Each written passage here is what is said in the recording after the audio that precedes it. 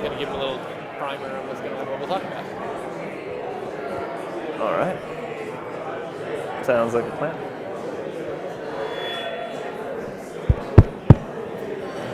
Okay. Ladies and gentlemen, please take your seats. Thank you very much. First table. Got it.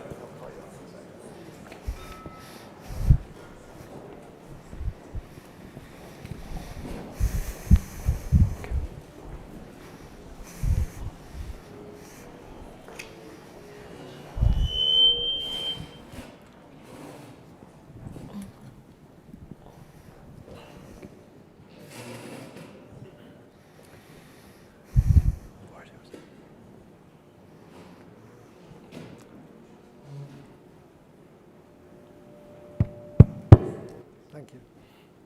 Good afternoon. I'm Indrapal Bhandari. I'm IBM's Global Chief Data Officer. Welcome to the Data Dividend Forum that we're doing with The Economist. Just a little bit more about myself. This is my fourth go-around as Chief Data Officer at IBM. When I first became Chief Data Officer in 2006 for a healthcare company, I was the very first in healthcare, and there were only 4 of us globally. And then, the profession actually grew. It started taking off, and I stayed with it, and organizations began to call me to come and set up their data office.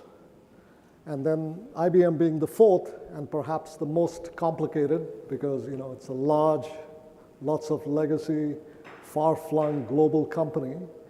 It was really, in some sense, the most challenging and difficult appointment as being a chief data officer.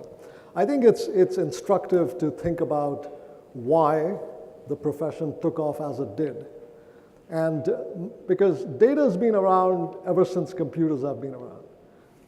The difference is that around, I'd say, early 2000s, late 1990s, the CEOs of companies began to understand that data could be strategic.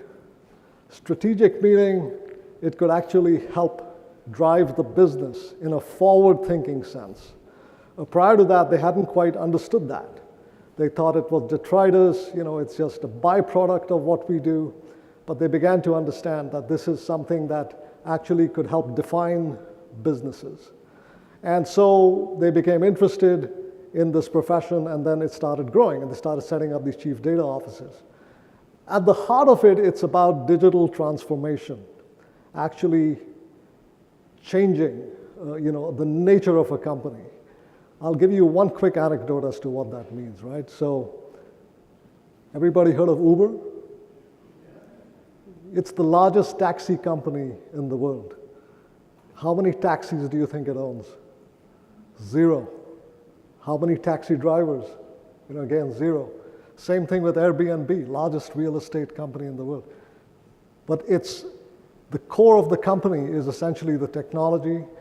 That's what the digital transformation is about, and all the companies are beginning to understand that no matter what we do, there's an Uber-like element that's going to start taking over what we do.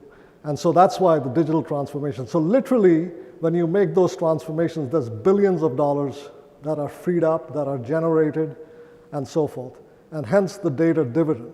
That's why we're calling this the data dividend, because it's going to keep paying forward as we go, as we start doing the digital transformation. So those are the key aspects to keep in mind.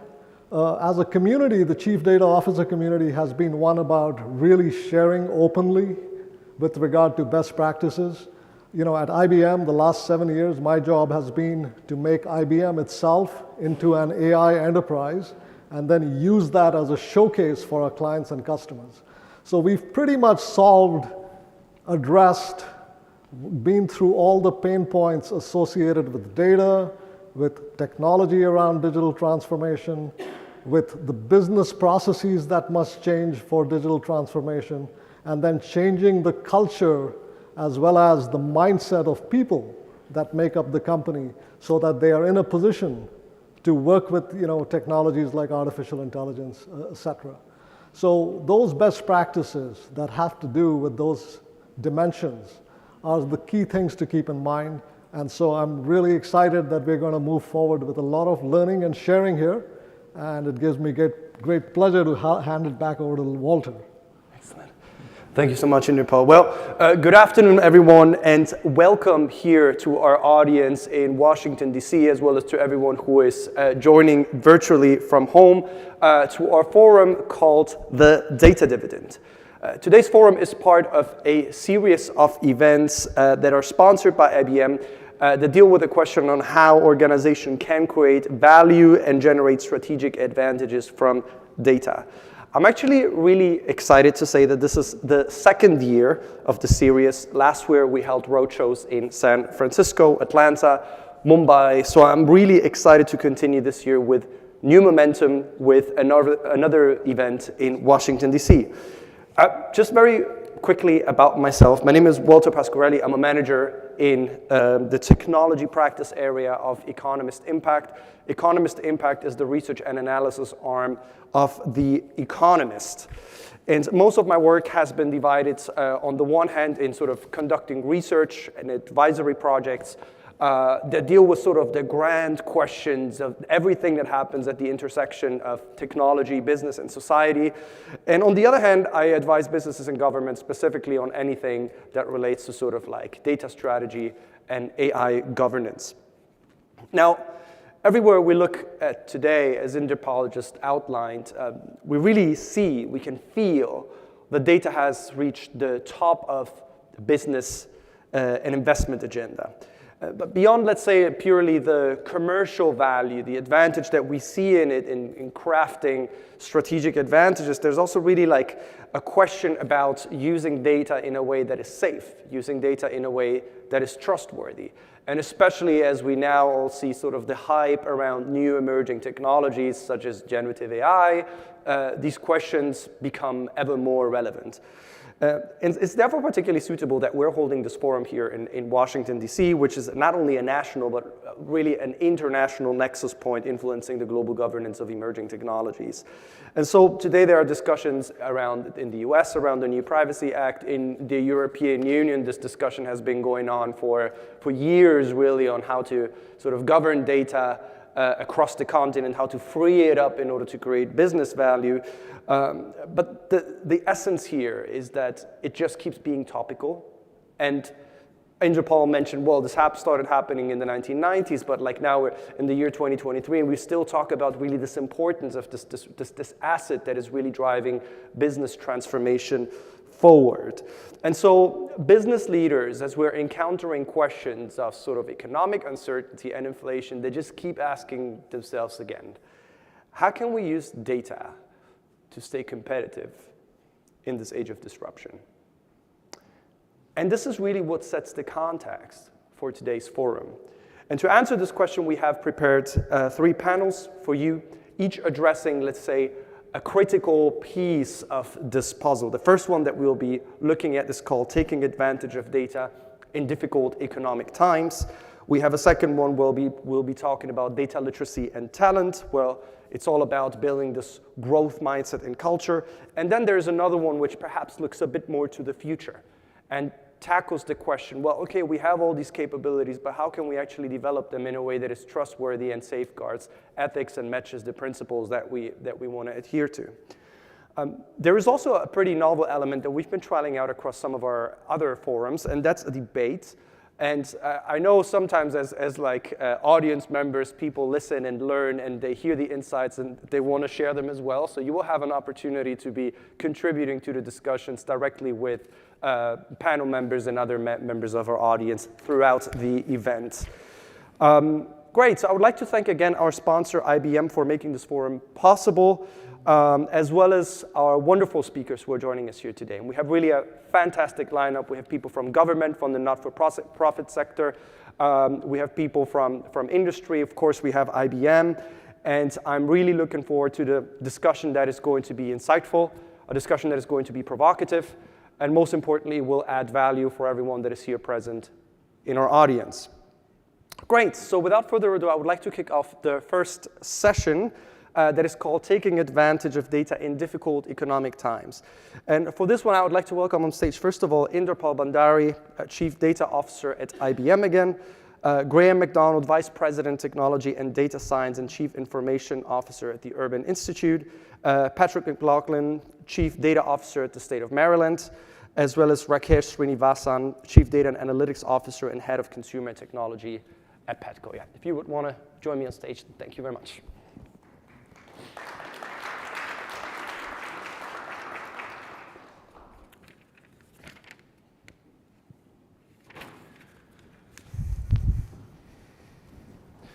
All right, great. Welcome everyone. Thank you so much for joining me.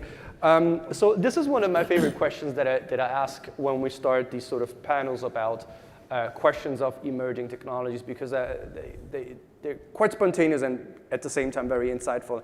And I would like to start first with Inderpal and then sort of going from the left to the right. We're talking a lot about sort of these economic challenges, times of uncertainty. If we were to look at sort of the importance of data in managing these transformations from 1 to 10, where would you put it? 10. 10. No, you know, it's at the foundation of these transformations. So, if you think about applying, for instance, a technology like artificial intelligence, it learns from data. If the data is not of high quality or not fit for purpose, as we put it, then it's going to learn the wrong things.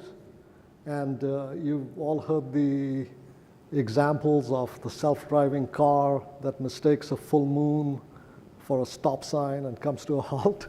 I mean, that's because it's a data problem. It was trained on the wrong data, or the data didn't have quality that was fit for purpose. So it has to be 10. Excellent. Thank you very much. Rakesh.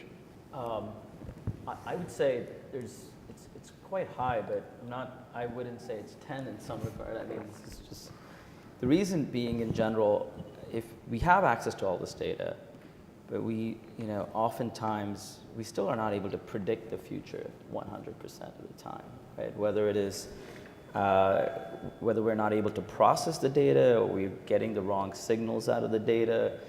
Yeah, you can take the government's response to a pandemic and what they did. They got it all. A lot of things right, a lot of things wrong, or could be better. And same thing with right now. If you think about, every week we are looking at interest rates are going up. Well, you're getting some data from here that's saying job market's doing well. You're getting some data from here saying that, well, the labor market's X, Y, Z. You're getting all this data, and then you see decisions being made. I'm not sure we're always making the perfect decision, and I don't think we will. So there's always room, I would say, in some of this. But yeah, it's definitely, data is being the center of all of the decision stuff. Yeah, I think 1 to 10, because my job depends on it, I have to say 10. But I agree with you, Rakesh, which is that I think one of the things that we think about is data in what context? How do we define data? How do we define data quality? How do we define the way that data is governed? How do we use that data? And I think your answer can vary from 1 to 10 based on how well your organization uses it. At the Urban Institute, we have a lot of researchers who are data experts. I work with a ton of them every day. And they will be the first to tell you that the clients that we work with, federal government, state, local, change makers around the country, they care a lot about how we came to that answer, how we came to the data that supports them to help them generate better policies. And if there is a sense that a questioning of our data, and we don't really understand how we came to that conclusion, about how we generated it, about why we came to those answers that we did, then that data is not very useful to them, and I don't think they would put data as a 10 in importance.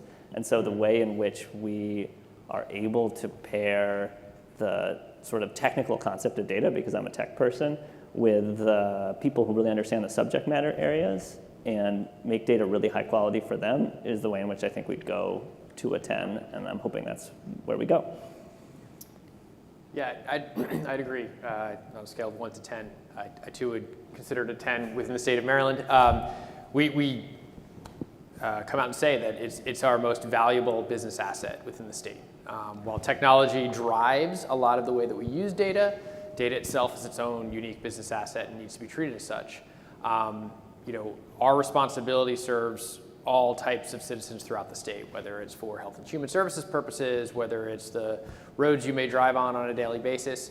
So getting back to that quality component, that's really critical to align with not just the amount of data we have or the volume we have, but treating it as an asset, is also understanding that in order for us to be in a position where we need to set decisions that are being made or projecting how we're going to be more effective in the services we provide using data, that data needs to be of high quality, it needs to be trustworthy, it needs to be as complete as possible. So there's this constant engagement with how do we drive higher quality data, how do we ensure it's being used appropriately, how are we using the latest data available to us at all times, with that kind of that mindset of it's got to be our most valuable asset.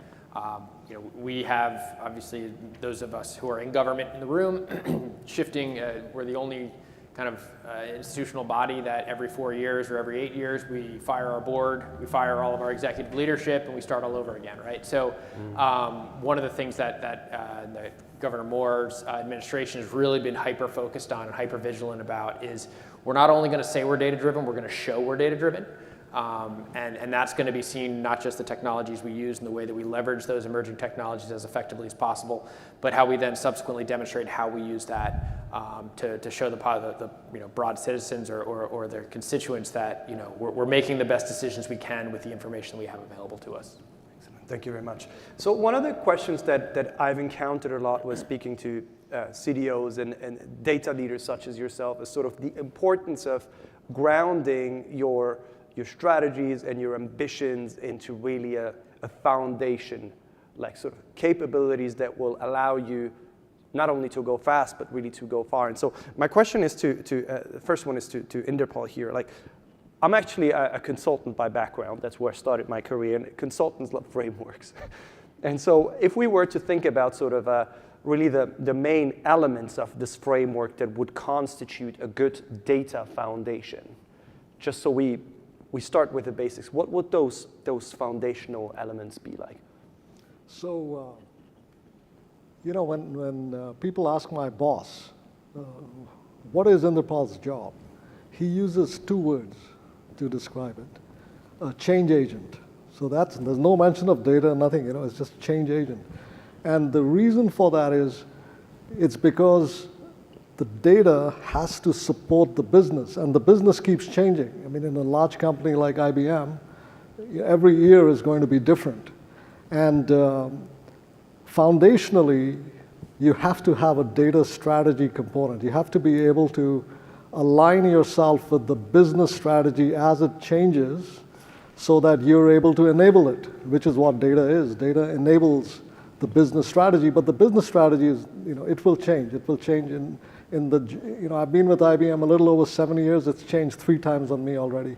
This year is different from the last year. So that's one key aspect of it, that you have to have that capability to not just formulate and implement your data strategy, but to evolve it as the company evolves. Once you've done that, that kind of tells you for that period of time where you've got this set data strategy, what data you're going to govern. Because governing is expensive. You want data to be of high quality, as everybody said, but to do that, it just doesn't happen for free. You have to take certain measures to do it, and all that is costly. And there's so much data in a large enterprise, you don't know where to start. But the data strategy gives you that focus. So for instance, at IBM, we're going to be an AI company. Obviously, we have to look at unstructured data as well as structured data. So it starts giving you some focus. And then you get a further focus, which is kind of the third element, that has to do with what are you going to govern centrally versus allow people to have more of a casual, free-for-all, spur innovation kind of attitude. Because certain things you'll want to govern so strictly that there is actually no variability across the organization. So that's what I mean by that central governance. I think the other element is you have to have tremendous relationships with all the stakeholders across the business. One of the things we found when we did a study, there were about 8% of 3,000 chief data officers who exceeded their expectations, got their results while spending less than their peers. And one of the key aspects of what they did was they had an intense focus on their internal ecosystem. So their peers, they kind of understood what everybody needed and what the end-to-end flow was going to be like. So those relationships is key. And then finally, the last piece of the puzzle is talent. Depending on what you're going to do in this area, there are certain disciplines that are so esoteric, like reinforcement learning, for instance, and deep learning, things like that. There are only a few people who even understand how to apply it. Academically, there's a lot of people who do very good work, but in terms of actual application, it's not easy. So you have to have those people, otherwise you're not going to be able to implement the strategy. So I think those are kind of the key elements. Thank you very much. So to sum it up, we have strategy, governance, relationship with the key stakeholders, and talent. Patrick, is that sort of something you recognize as well in the public sector? Yes, absolutely. Particularly, in the case of the state of Maryland, we're dealing with a lot of different state agencies. Those agencies have different levels of maturity, different business objectives, different missions. So trying to ensure that we've got an overarching strategy that provides alignment between those agencies without necessarily asking them to kind of fall out of line with their business strategy is key. The communication part is absolutely paramount in any of that. So not only being able to kind of have that consistent messaging, understanding why we're doing things, being consistent with the way that it's being explained, having different user personas so that there's an understanding at the different levels of government what the impacts are going to be, but then being present with them. We spend a lot of time actually meeting in their offices or predominantly virtually as of late, but trying to actually spend the time to build those relationships with the partners at the agencies, understanding kind of what their concerns are, what their challenges are, and being realistic to meet them where they're at, as opposed to coming in and trying to establish kind of a heavy-handed approach to change. That's drastically improved the way that we go about affecting change is by having that kind of collaborative partnership with those agencies. And then the governance side of that, because we have such different levels of maturity across the state, different missions, we really have to look at a way to get everyone to basically follow the grain of the wood or follow the rules of the road, but do so in a way that's going to kind of align with their business objectives again. And that, when it comes to governance, is kind of establishing frameworks, but then allowing them to tailor their mission to the framework itself, because we know we have different sizing and ability to scale, resource availability to each agency, so it can't be a one-size-fits-all approach. The example we try to give all the agencies is we're taking a road trip from Baltimore to Philadelphia. We're going to agree to take 95. We know what the green signs mean. We know what the mile markers mean, the striped lines. There are rest stops along the way. But our journeys are going to be different to get there. As long as we can agree upon that standardized kind of mission of the road we're going to take and the rules of that road, we can have those different journeys and all get to the same destination. Interesting. Thank you very much. Rakesh, next question to you.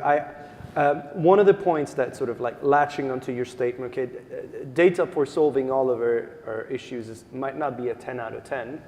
Still very important, but not sort of like, sometimes I have people say it's 12 out of 10. But earlier we spoke and during our lunch, and I remember you mentioned to me that when it comes to sort of deciding what to do, one of the key points is not just saying, okay, we're going to do everything. Sort of, we want to build a strategy, a data strategy that helps us achieve things, but a strategy means doing certain things and not doing certain other things.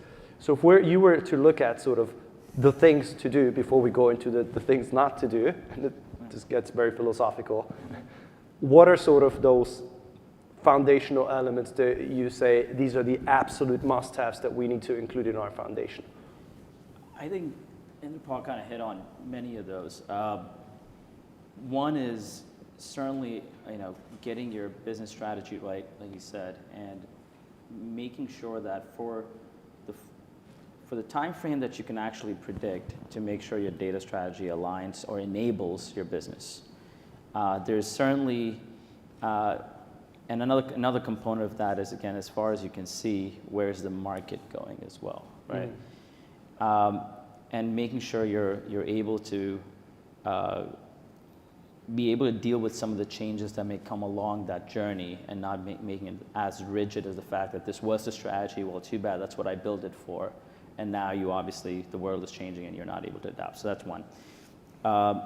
The other piece of it is certainly around ensuring that both the board, the executives, as well as the company is all on the same page in terms of what we're trying to do.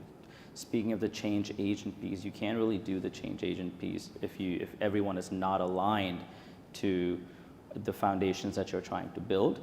And you certainly want that support from all the way at the top. The other thing I would say in terms of it is just of what, again, to what do is what not to do, is I'll move on to what not to do, because what'll end up happening when you start on this foundations is that, and you start to understand where you want to align your business strategy and data strategy, you will inevitably end up with a menu of items that you want to do. But then ensuring that you're cutting it down and making sure you're able to see the ROI, I think that's the other piece. But talent and everything else obviously comes with the governance, and talent is the other piece. So I not too much to add, but I would say ensuring that you have some flexibility on where the market's going also is quite important. Interesting. Graham, this is a question to you. What do you think is sort of, when we talk about building data capabilities, what would you say is sort of one of the common misconceptions that you feel are out there? Is there perhaps anything that you think is sort of gets more attention than it deserves, maybe something that is not all that important, anything that jumps to mind? I would say just for Graham, sorry. Yeah. Oh, sorry, go ahead. That's for me, or? That was, go ahead. Sorry. Yeah, No, please. I'll take it. I thought it was a follow-up. No, that's fine. Yeah, I think there's a little theme that we've been talking about here. These are a bunch of smart people up here that I look up to. I think one of the things that underlies a lot of what they've been saying is just how important people are in this process. And I think a lot of times when we think about data, we think about technology, we think about like sort of automating processes, making things better from that perspective, measuring systems, measuring governance from what are the rules we have in place, what are the processes we have in place. But I think one of the things that folks here are saying, correct me if I'm wrong, folks, is that it's almost that, how do you understand the people that you have? Where are you strong in your talent, which I think we talked about? Where are you strong in, you might have a central team that's good, but they're not embedded in the different business units or divisions that you have. Maybe they're not called data people, but they really want to make a difference in the business. And do you know who those people are and how you can leverage them to make change in the organization? And then where are you resilient? Because I think one of the things a few people talked about here is relationships and how important those relationships are. And so, sometimes governance works great. It's written on a page, but no one looks at it because the person that wrote it and the person that knew about it left, right? And the new people that came in didn't know about it, and you lose that resilience. Or you had these great relationships with different divisions, and you were really innovating, and they really understood how to put quality data into practice.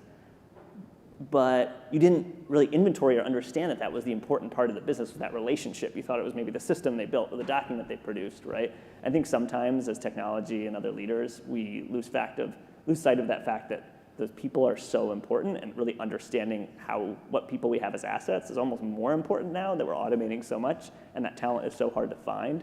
And so I think one of the things that we can overlook is that the importance of people and really understanding them as assets and the relationships between them as assets and how we can leverage them whether or not they have that data title or not. Thank you very much. Rakesh, I thought you had some thoughts as well on that? Or? I think that's good. Okay, excellent.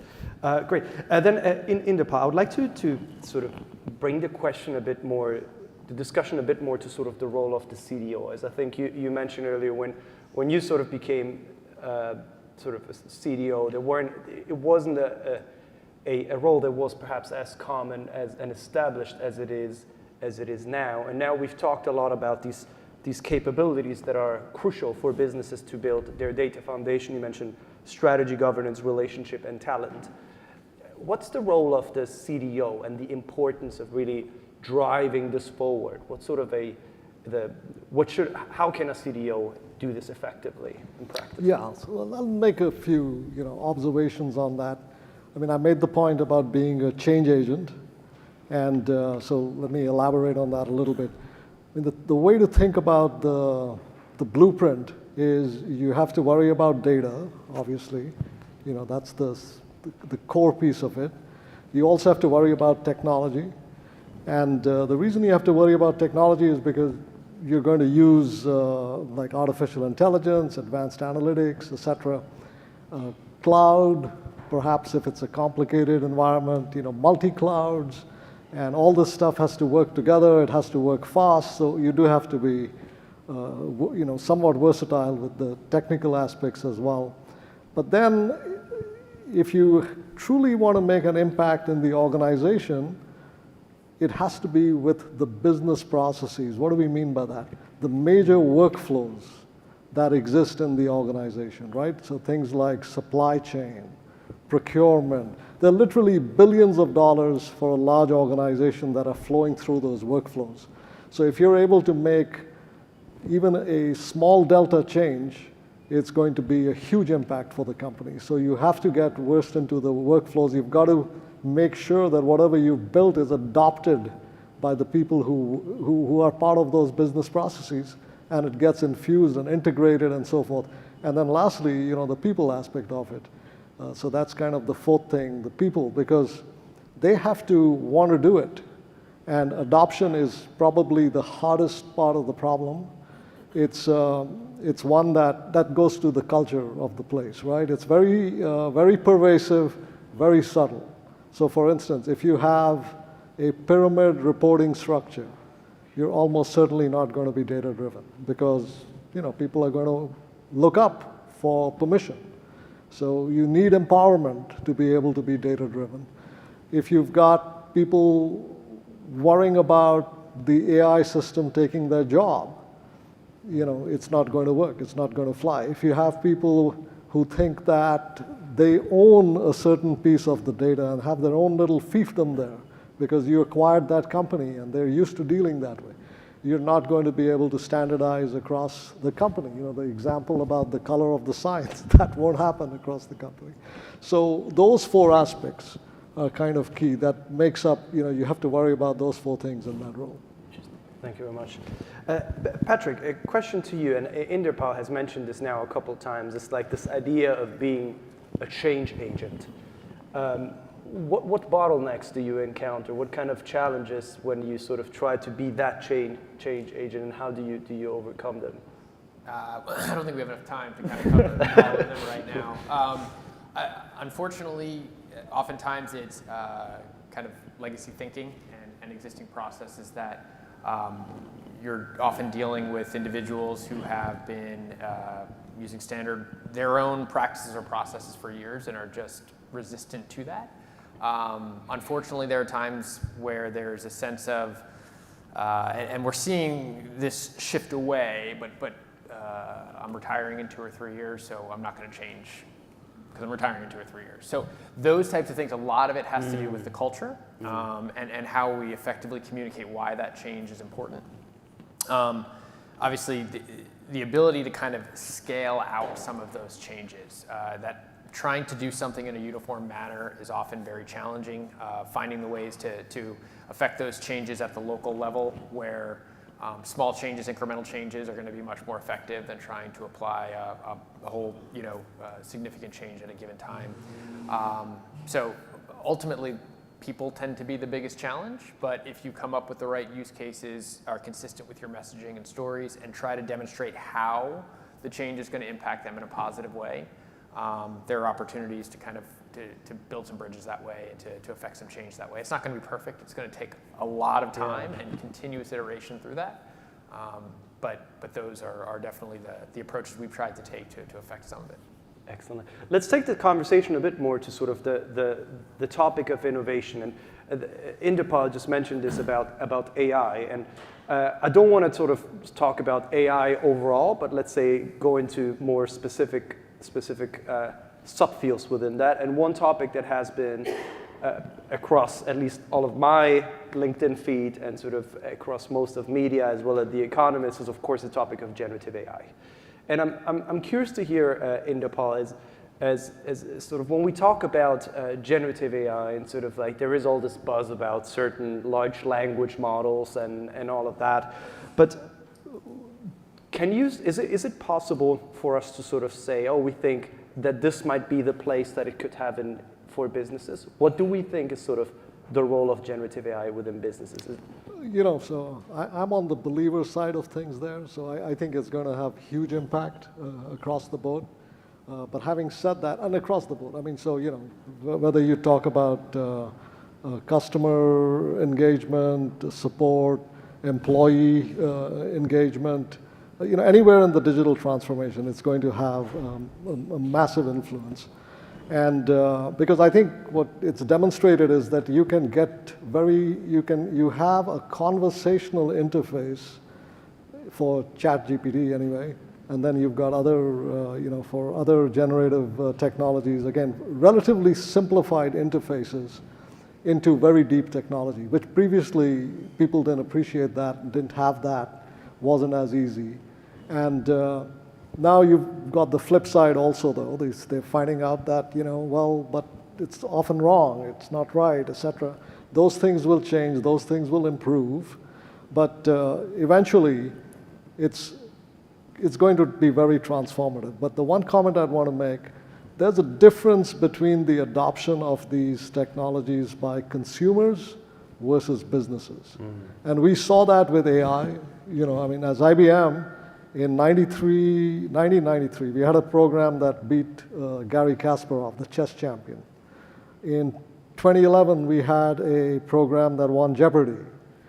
But when it came to businesses, things were very slow. The adoption was very slow, and we kind of really spent some time figuring out why that was.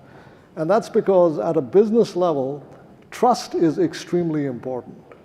You know, so if people don't trust the program, they're not going to do it. And with AI, because AI in a sense is absorbing all the intellectual property, so if you park AI in a supply chain, it's going to pick up all the subtle tricks that the company knows about the supply chain. And, you know, if the executives are uncomfortable with the vendor, they would say, no, we're not going to use it. So the transparency has to be, you know, is key.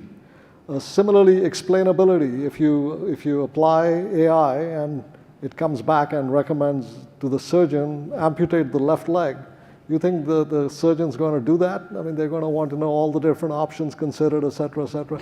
Same thing happens in any business context.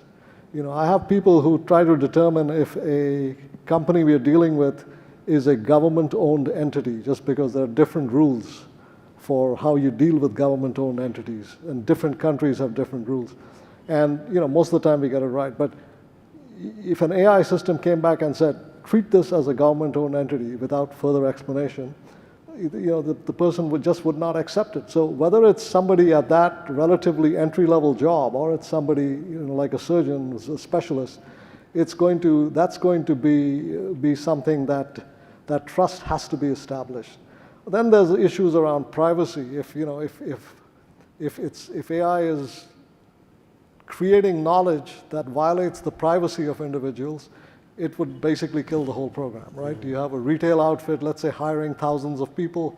There's a bias in it. It's going to just bring down everything. So you've got all those issues that have to be conquered.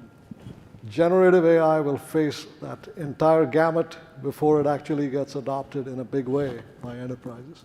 So I think that trust aspect still has to be solved. Thank you very much. Graham, question to you as well on generative AI. Is that sort of something that you're already actively thinking about, how it can sort of improve your organization, how it can help you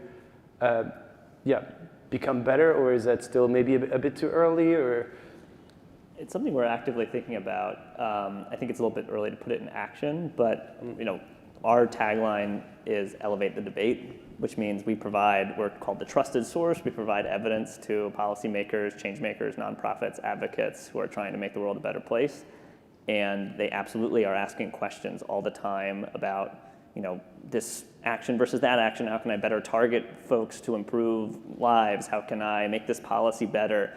You can imagine all of those questions as a start being typed into a ChatGPT-like search interface in the future, people asking that question and saying, I want a summary of some options or some response. And the exact problems that Inaba was just talking about, which is just, you know, the trustworthiness, the transparency, the explainability are going to be key. And I highly doubt, at least this is my crystal ball, which is always kind of sucked, to be honest with you, but just take it with a grain of salt, is that the big search engines are going to get it exactly right for our really nuanced policy problems. So I think there's a big space, at least for us, to do a really good job of of building that type of technology for our space, right? To say, how can we, as the trusted source, make this experience really great for the people who are working with us so they can get at least a start. As always, I don't think AI is going to fully replace it and they're going to just type the question to a huge policy answer into ChatGPT and then come away with an answer, right? Even if it's the Urban Institute version. But I think it could be a great way of saying an intro for us to understand the questions that people are asking so we can better help them answer it.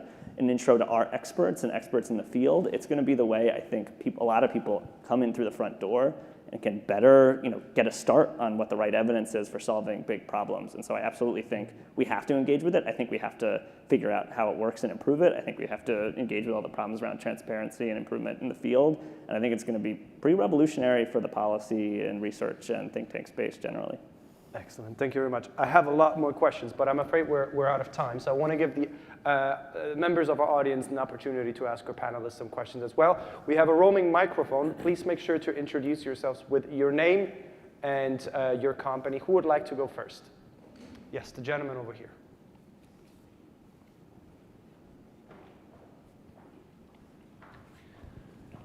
Hi, my name is Kwabena.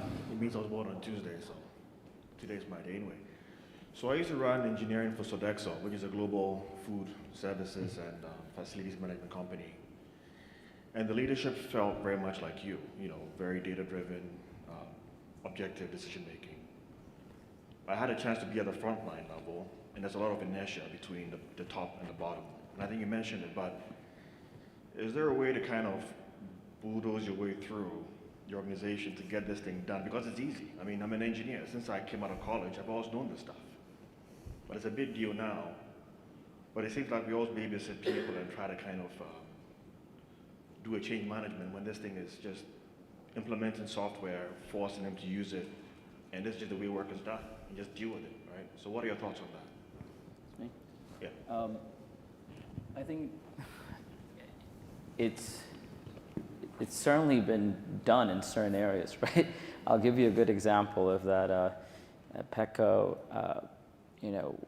we implemented a large HR software, which is one of the largest ones out there, and we essentially said a lot of the processes that were being run by people, whether it's opening a rec, closing a rec, or some other process between them, we said, well, we're going to make it all self-service. And we're going to do it, and everyone's going to go use it. Do we think it happened? Some people adopted it, and then others just created shadow processes instead of actually using the tool that was built for them. So what ends up happening when you do that is you will certainly have the early adopters, but if there's no intrinsic motivation there, or intrinsic value that you've shown them, that scalability in terms of adoption is still going to suffer a bit. And then there's obviously other morale and all the other things that comes in. And you only need a few people to start making noise about it to then say, well, this never worked. Right? So I still think, to answer your question directly, I think getting that buy-in is helpful, and there's a lot of test and learns. Getting that buy-in, one organization may be different from another. Having champions in one helps, and the other one, it could be value-oriented, influencing. But you got to try different things, and there's no real one playbook I would say that say you can go do this and everyone's going to just adopt it. You have to be blocking and tackling, but as long as your vision's there, I think you just got to keep trying, testing, and learning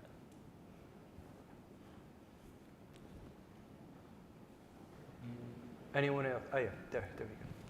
Hi there, my name is Nandita Rahman. I'm over from NIH, All of Us Research Program. My question actually was for Patrick. Given you work in government, very curious what your thoughts are for the procurement space and how to create a competitive business procurement environment for companies trying to enforce responsible AI or responsible data use. Yeah, procurement's a challenging topic, and that's not including just the timeline itself associated with that, where typically you're dealing with anywhere from 10 to 18 months to get things through. I think, and in this case, I don't want to necessarily speak for the state in this sense, but the idea of making the process a little bit more competitive by opening it up to shorter term kind of sprint type approaches to procurement, I think is something that's interesting. I believe the city of Vancouver took this approach a number of years ago through their agile procurement process, where basically they would put out certain development opportunities and allow people to bid directly to that, and their deliveries were the mechanism for kind of whether or not they continued on. That's a kind of a micro model as opposed to looking at how that could be attributed more broadly than that. But I think that the challenge is the timing of what these procurements take. So if there is a way to kind of look at smaller incremental opportunities, that would probably broaden the pool of those that can participate. It also would weed out some of those that are not particularly ready or are leveraging perhaps approaches or technologies that are no longer sustainable or going to work for a government entity. So my sense is if there's a way to kind of trim it a little bit and allow it to broaden that way, that's where you'll start to see maybe a little bit more of the advancement of what the capabilities are.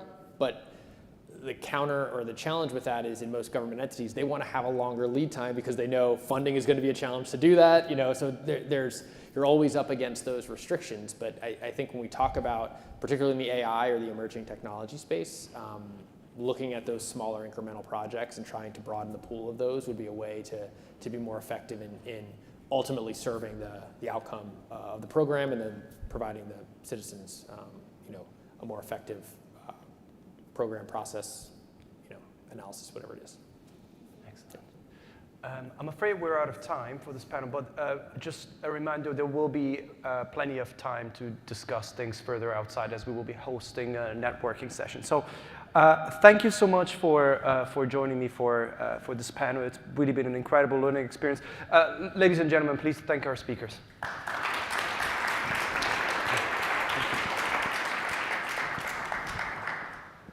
All right, so perhaps to summarize some of the key findings from this panel just now is that when it comes to establishing a data foundation, it really boils down to establishing a strategy, the government, managing relationships with crucial stakeholders, and then finally, there's the topic of talent. And the topic of talent is specifically what I would like to discuss in the next panel with my participants, looking at the topic, okay, we have this foundation, now how can we expand this across of the whole organization? How can we actually build something like a data literacy across our entire business? And for this panel, I'm incredibly excited to be welcoming on stage, first of all, Gautam Puranik, Chief Data Officer at CarMax, Laura Kurup, Chief Data and Analytics Officer at the Federal Reserve Bank of New York, as well as Zach Whitman, Chief Data Officer at the US Census Bureau. Thank you very much. Just plugging in the microphones.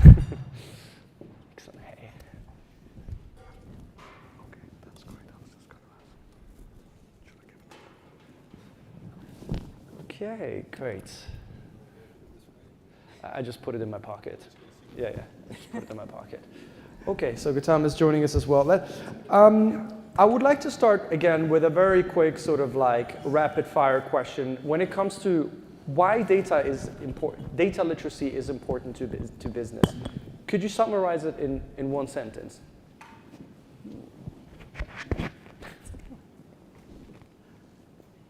Without data literacy, I think we're going to both do analytics and build technology that confirm existing assumptions, as opposed to giving us new insights.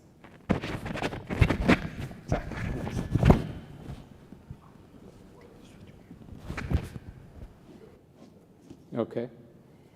All right. I was fumbling the thing, and then I put it in my pocket. Hopefully that works for you. It's working for me, looks like. But yes, in one sentence, I would say data without data literacy is basically doing something without any purpose attached to it. That's why it's important, right? And purpose in most cases is either to kind of drive revenue or to improve your customer experience, manage risk in a better way. So without data literacy, all those just remain purposes up in the air with no actual meaning to them.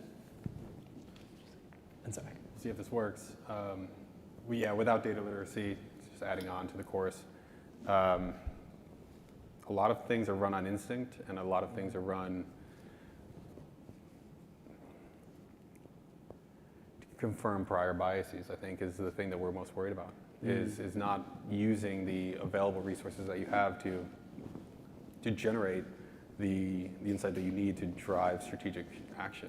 You really are just effectively in the dark, and it's a scary proposition when you realize that a lot of maturity or there's a lot of maturity to be gained recently.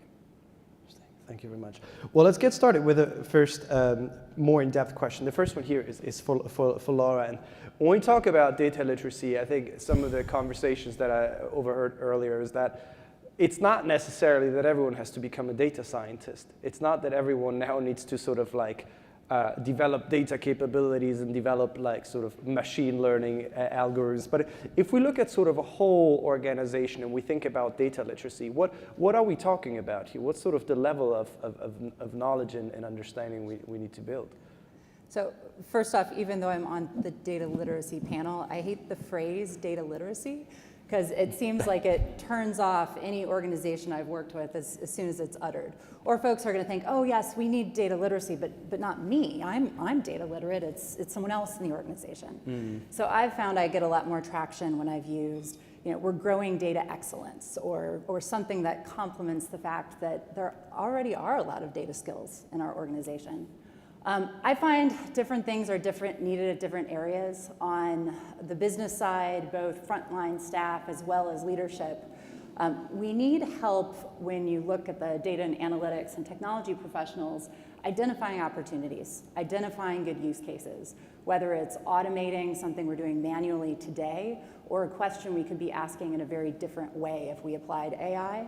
And unless you have that deep business knowledge, you won't find those opportunities. But unless our business leadership and frontline staff understand some of how data and analytics works, we're going to have trouble identifying them as well. But I also think an often missed place for this conversation is the technology teams. Technology teams, in the past, we managed data access really synonymous with system access. We managed things through a big software development lifecycle. And working with machine learning, AI, new ways of doing things can decouple those quite significantly. And the needs around an analytics lifecycle, machine learning operations are very different than how we do it with software. So making sure that we're bringing the technology teams along as well is important. Interesting. So it sounds like you mentioned like it's about identifying these opportunities. It's about identifying where we can create value. It's about incentives that we're talking about. Is that what you're saying? That's right. Interesting. And Gautam, to you the next question. So, okay, we have identified this need, and we're looking at sort of the right incentives. But now, how can we actually make it happen? I've heard throughout really a lot of these panels and discussions, different kinds of approaches. Some companies have something like a data academy, where employees basically learn in a structured way how to become data excellent, in Laura's words. There are some others that have sort of like just mainly courses. Some others say it's like softer face-to-face interactions. What's your preferred way of achieving this? Yeah, that's a great question and great point that Laura made around not using the word data literacy. The way I really think data literacy comes to life, and this is not against any form of kind of skill-based training and things that always help, right? Don't get me wrong in this. But I think the most pertinent way to make an organization more data-centric or data-driven is really through the purpose of why you want the organization to be data-driven.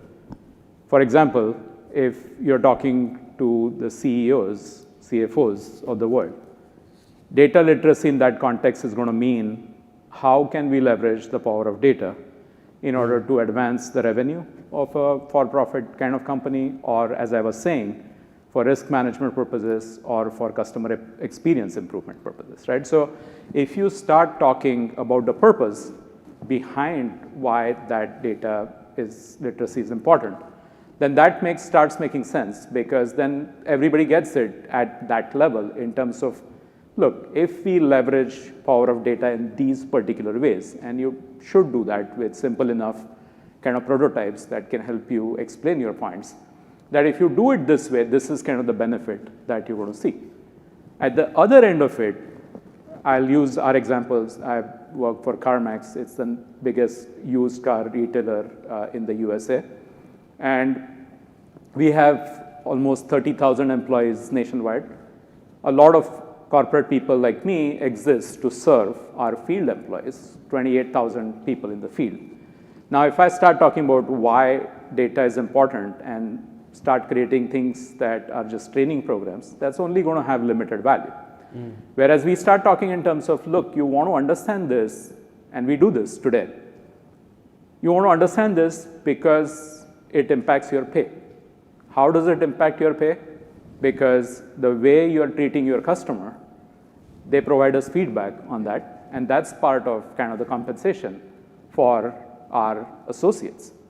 Now, suddenly, a data report that probably no one would have looked at just because it's there suddenly becomes interesting, right? Because it's my pay that's being impacted by how I'm working with the customers.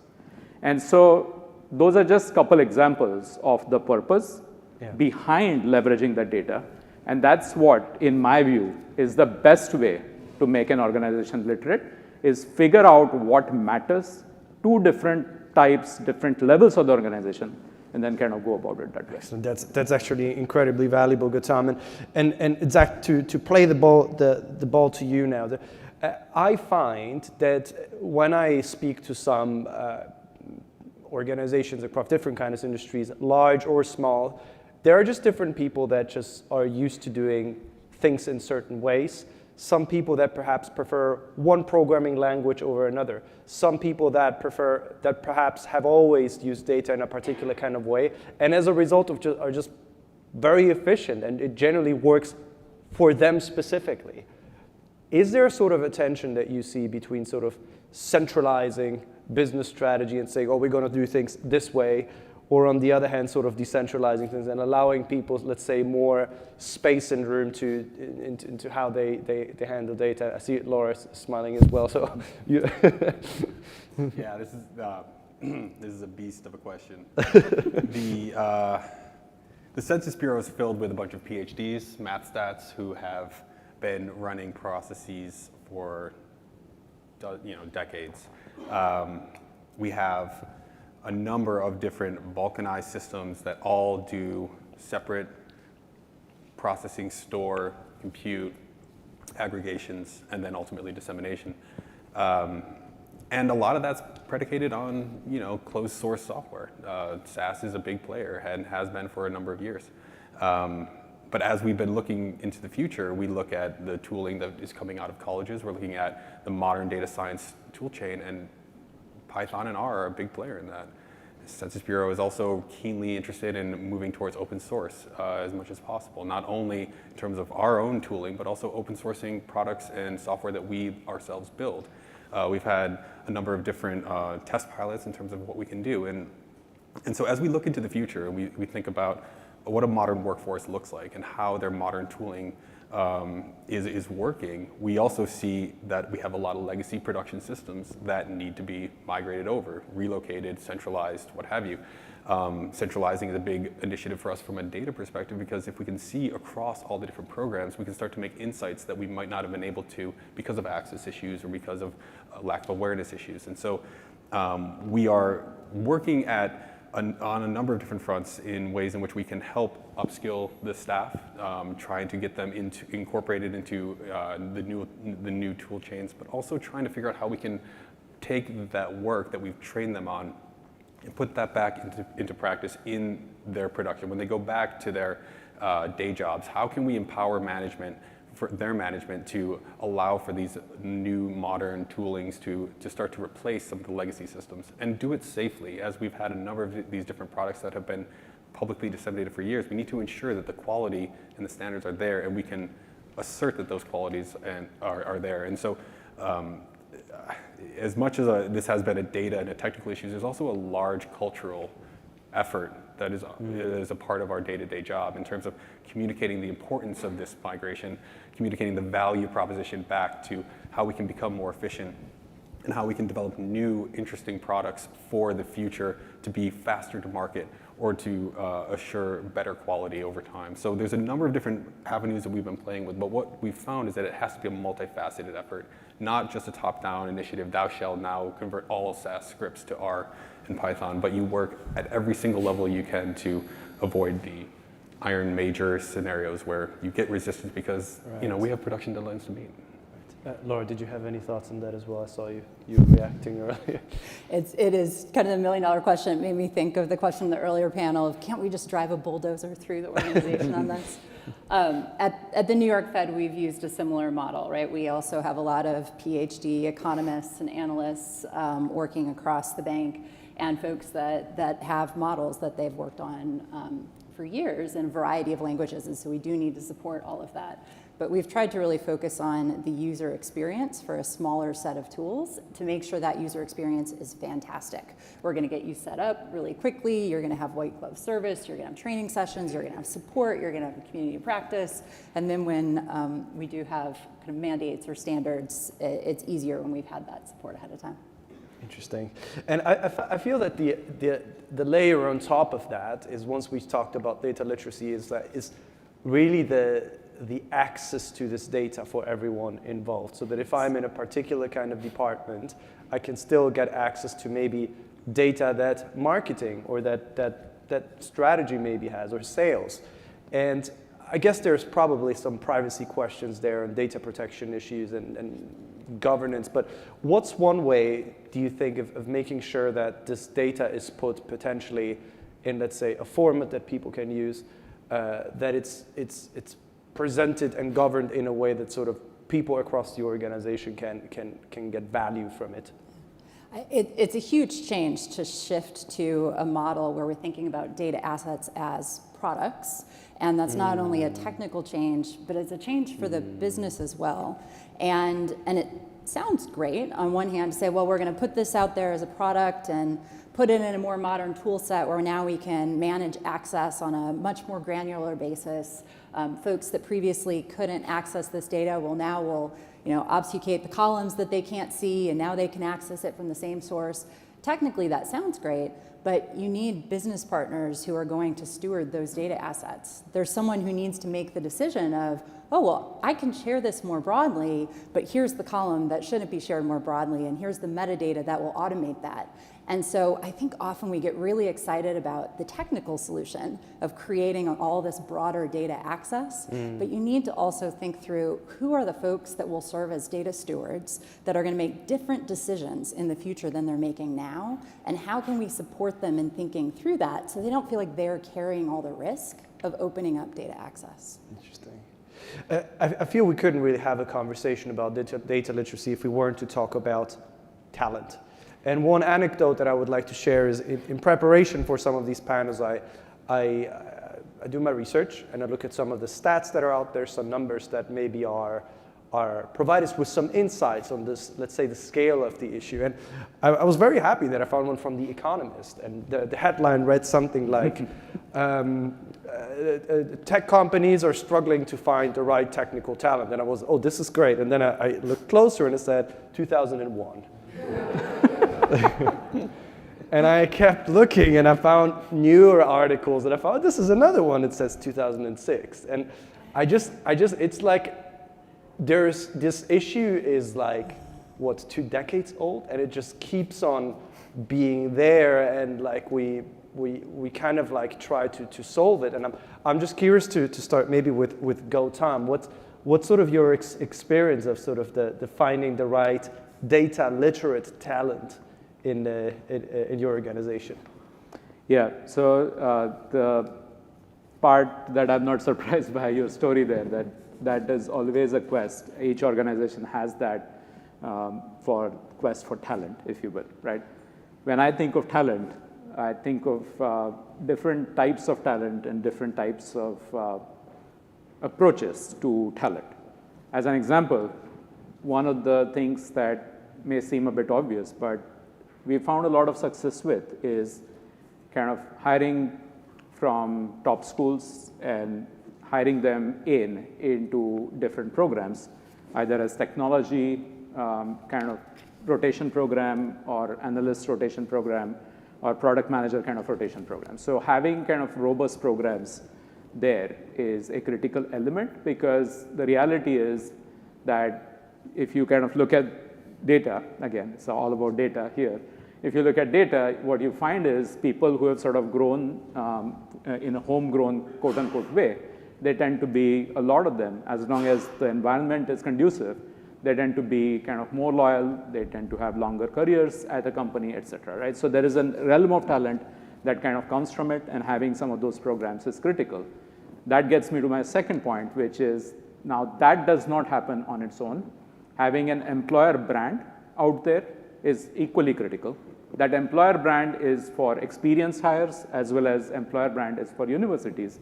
And therefore, what we found success with is kind of working on that employer brand. And that's a complicated thing to do, from all the way from kind of investing in classes at universities, all the way to being at conferences and talking about your company and what you do there and how you do that and all of that type of stuff. It's a whole gamut, but it's equally important for an organization, I would argue, that focus on sort of the consumer or customer-facing brand as it is to focus on the employee-focused brand, where people would want to come and work for your company, right? So make sure that the employer brand is treated equally importantly, and you do activities with regards to that. And the last thing I'll say is, one of the things that I find helpful is really ask any interview that I've done with anybody. I always ask a question. And that question is, what's your culture? And believe me or not, I've heard responses where people are like, what are you asking? What are you talking about?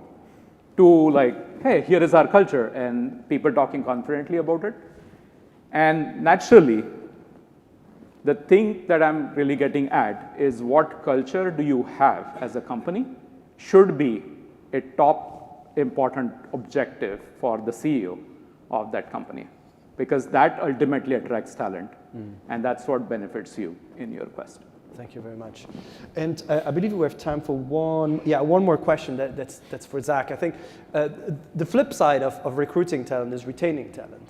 And there is sort of this hope now that a lot of hiring managers have, is that with especially Gen Z coming in as sort of the largest generational cohorts, that basically this could effectively tackle some of this sort of lack of technical talent that we might need. And I see some smiles already as soon as I sort of went into the topic. But I'm curious to understand, there are generational differences there. That's what it boils down. But at the heart of it, the question is about how can you provide and how can you be like sort of the right employer for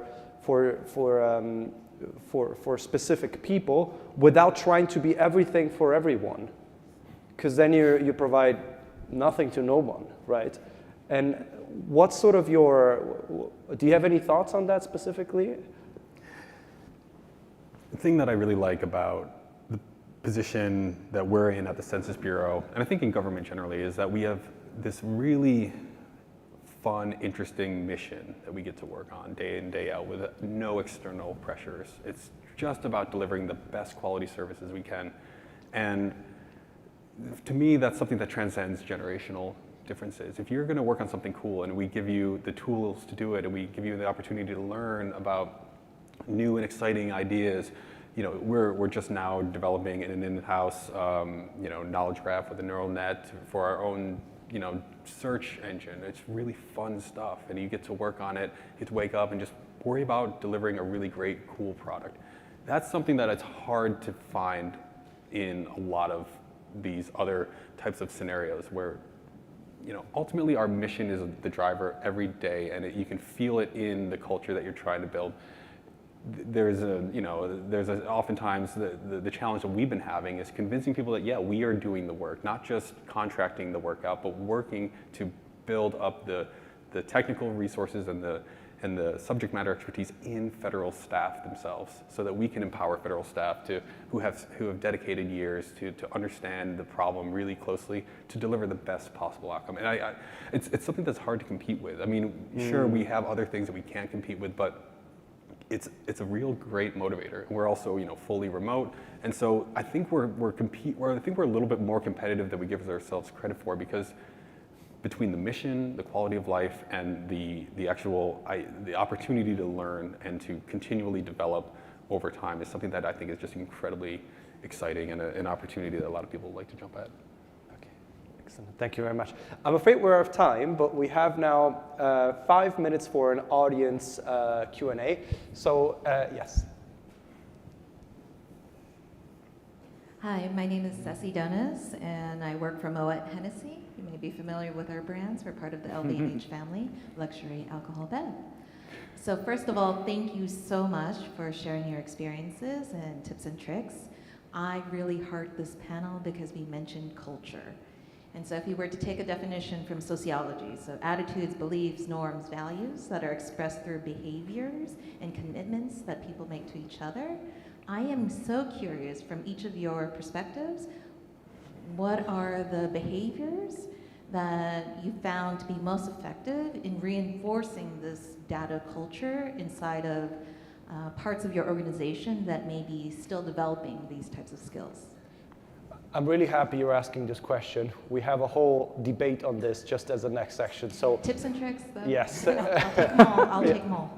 Who would like to go first? 1 minute each, approximately. I found that it's really demonstrating a commitment to experimentation and curiosity, even within your own team. How can you use data to challenge your assumptions, to question and run an experiment to see if you were right about something you were directing your team on? And when you learn and when you didn't get it right, share that very openly and very publicly. And then that can help give the broader team the courage to do the same. Yeah, I mean, that's it. Challenging assumptions, putting out theories, testing those hypotheses, and seeing what comes back. The honestness that we get from our organization is something that I really am proud of, because people will challenge conventions. Hey, we've been doing this for 50 years. Is that the right call? Being able to stand up to that type of inertia is something that I think is really the bedrock foundation for the innovation work that we're trying to get done. Yeah, and for me, great question, by the way. For me, it is really hiring smart people and letting them tell us what to do rather than us telling them what to do. I think that's a fundamental part of culture that I consider extremely important in all parts, but certainly in kind of the data realm of things. Yes, the gentleman here. One more question.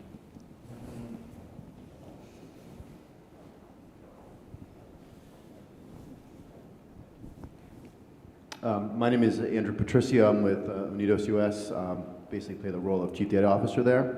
One question I had, so we're at the very front part of our journey in terms of building out our data sophistication, and big mistake I made in a previous organization was to build the tools and all that kind of thing and not set expectations around data quality, right? And so we had previously in that other organization, we had a vendor team that had everything in the black box, right? When I opened that up into a data warehouse, people were like, oh my God, this is wrong, this business rule is wrong. So in terms of that data literacy, how have you approached that idea of kind of setting those expectations around data quality? Yeah, I'm happy to start. I will just go back to just one example in the same theme that I was talking about earlier, which is in our case, some of our legacy system, every organization has that. Some of the legacy systems are built in a way that allowed for a consultant to kind of use 2 different IDs for a particular customer transaction, right? So now you look back and say, who designed this and why did you design it that way? Well, best not to go there because they made the best decision at that time, what was most suitable for them.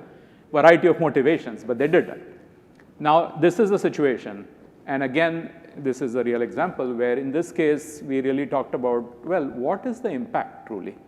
right? And the impact is, if you do that, well, you're going to get paid half the commission because that ID is used by some other associate who is going to get half of that commission that you're getting. And we kind of prepared reports that way and kind of had every manager the ability to kind of talk to their associates and show them that example, which came from real examples, essentially, right? So that made a lot of sense to people because, again, it's the real impact to them, right? And so I always think that finding those types of examples, well, same thing with kind of test drives. We have a lot of customers who come and do test drives. Well, if the information about that test drive is not recorded properly, which you need to follow a process, in that case, again, the same thing. Your incentive, you're not going to get your incentive. So aligning the incentives with the outcome is the critical part. And to the best extent possible, really trying to do that is what I've seen to be successful. Thank you very much. I'm afraid we're out of time. Again, we have a networking session outside, so we'll be able to continue the conversation and speak with everyone directly face to face. Okay, please thank our speakers. Thank you so much. Thank you so much. Okay, oh, is this working? Great. All right. Well, I'm really excited about the next part of our forum, which is the debate. The debate is a relatively novel element that we're doing at The Economist, and I really like it because it offers the opportunity for everyone to share their thoughts. I know sometimes when we're sitting there and listening to a lot of great insights, everyone kind of like wants to jump in themselves. But I think this is a really nice opportunity to stimulate some discussions, potentially share some insights, share some learning experiences, and really engage with each other directly. Just so everyone knows, the live stream will continue, so your views do not necessarily need to represent your organization's views, so you can talk totally in personal capacity. But other than that, the way that we approach our debates is in a style that is called the motion style.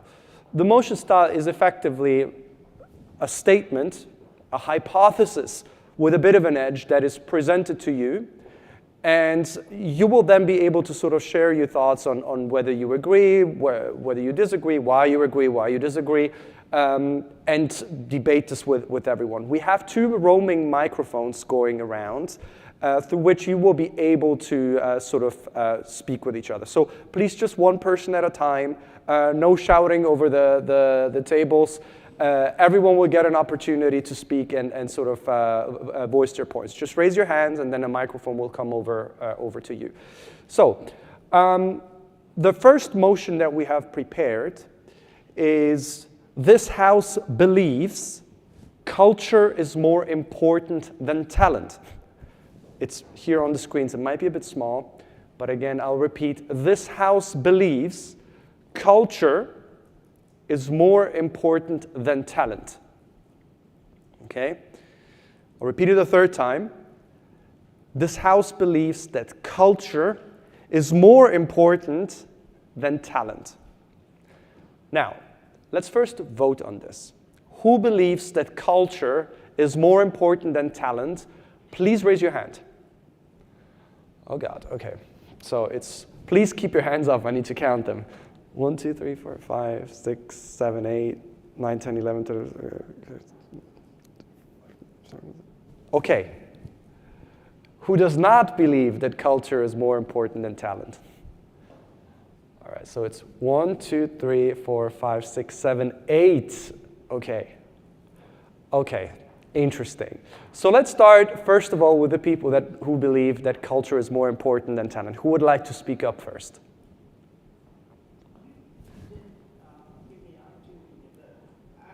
One moment, there's a microphone coming for you. Yeah. I believe that they're equally important. So all right. That was my vote. But okay.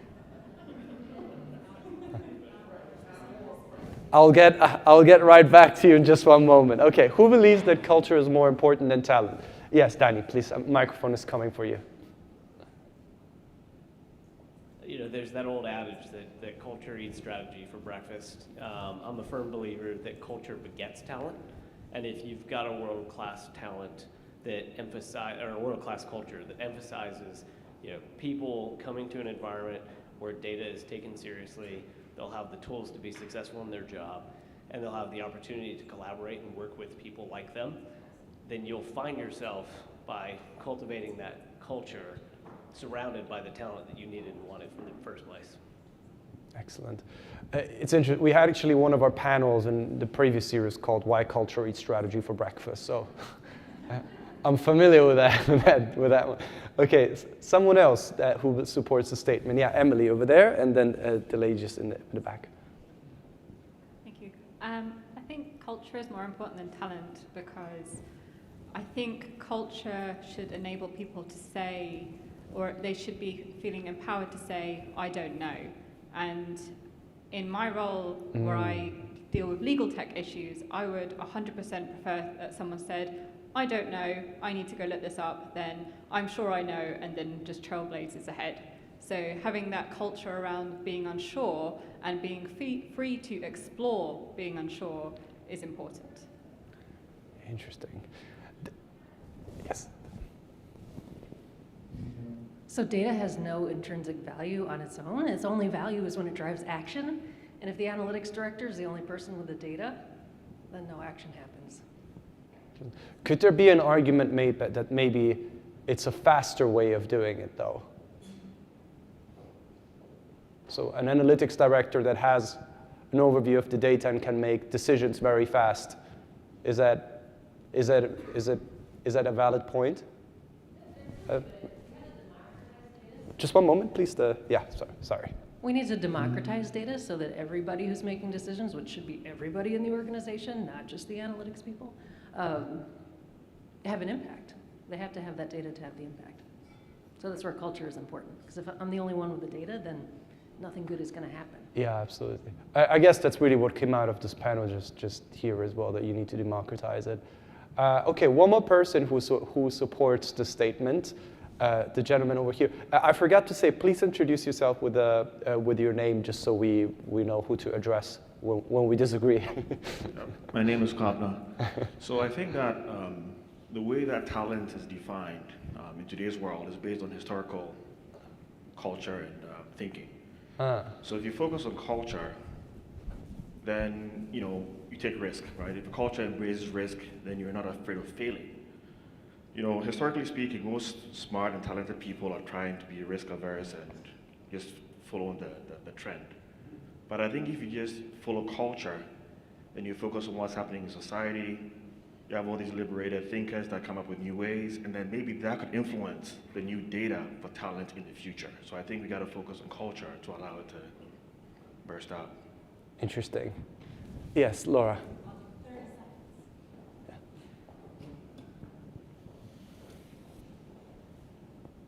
If you have issues with your culture, your talent will leave. That was even less than 30 seconds. That was 2 seconds. Okay, yes, just over here, please. My name is Nandita. I guess my question would be, maybe the people who are technically driven would say culture, and the people who are rooted in culture and maybe don't have the stronger technical skills and want to upskill the workforce will say talent. So I almost feel like we're filling in each other's desire based on the perspective we have. Very interesting. Could you elaborate a bit on that? So I'm coming from a technical background, and I would ask how many people who said culture have a really strong technical background, because that would inform that what's missing now that you've already had the talent there. And so if you don't have talent in your workforce and you need to upskill it to get to the place you need to get, you're going to think you want talent first in order to get where you need to go. So that means that there's sort of it's priority based, essentially. It's like a reflection of what we need, effectively. It goes back to the first point where your business strategy will narrow down your data strategy, and it just depends on what kind of company you are, perhaps. That is interesting. Yes. My name is Amar Islam. I support the culture because if the culture is something inclusive, that means inviting everyone to share their knowledge, and at the same time, they are open to share their shortcomings. As one of the speakers said, like, I don't know. Yes, you have the right to ask questions. So the culture is very important. Whether if another person says, like, if you don't have culture, you lose talent. So talent is something, that skill that grows as needed. You can have that by skill, by merit. You can gain those, but the culture is very important to the basic environment and basic foundation. Maybe a person, maybe a home, a family, maybe a company. So culture is very important. Thank you. Thank you. I would be interested to hear from some of the people who thought that talent is more important. Now, you can't get away with this. Yes, Andrea, just over there. Hi, Andrea Ramirez, NIH. So I did go with talent, but it was really a technical nuance because technically the logic gate of not more than allows for equal. So if you go with culture's not more important, you can actually get away with equal within the logic statement. So that was really why, because I think you can't have one without the other. And reflecting on others' comments, what really resonated with me is culture allowing for different definitions of talent. I thought that's a great entree to the other reflection I was having. I want us to not think about talent only as data science and IQ-based skills, but also what our group has emphasized, and we really want to level up as equal talent on the EQ side, and celebrating that building a functional data group isn't just about technical talent, it's about EQ talent, it's about people skills, it's about the change management and comms. So my real vote was really just a logic nuance, getting there, that it could be equal, allowing for equal in Boolean language. But more importantly, it's saying that they really can't exist without the other, and broadening the view of talent to include EQ and the skills that make data successful. Interesting.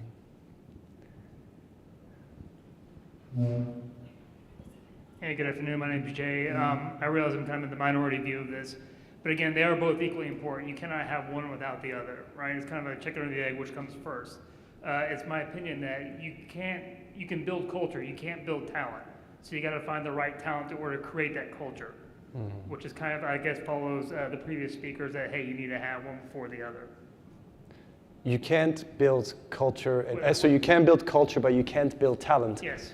That's interesting. Okay, yes, just the lady over there, and then the gentleman in the front.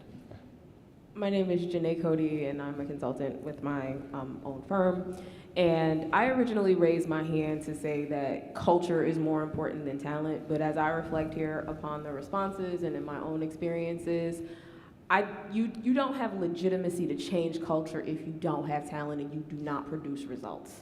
And that's just the bottom line. It doesn't matter what industry, it does not matter if you're in for-profit, nonprofit. If you cannot produce a result, you will not be looked at as leadership. People will not trust you or your ideas, especially in environments where you getting it wrong has consequences for your job or your bottom line. So, you know, I originally said culture is more important because talent is culturally specific.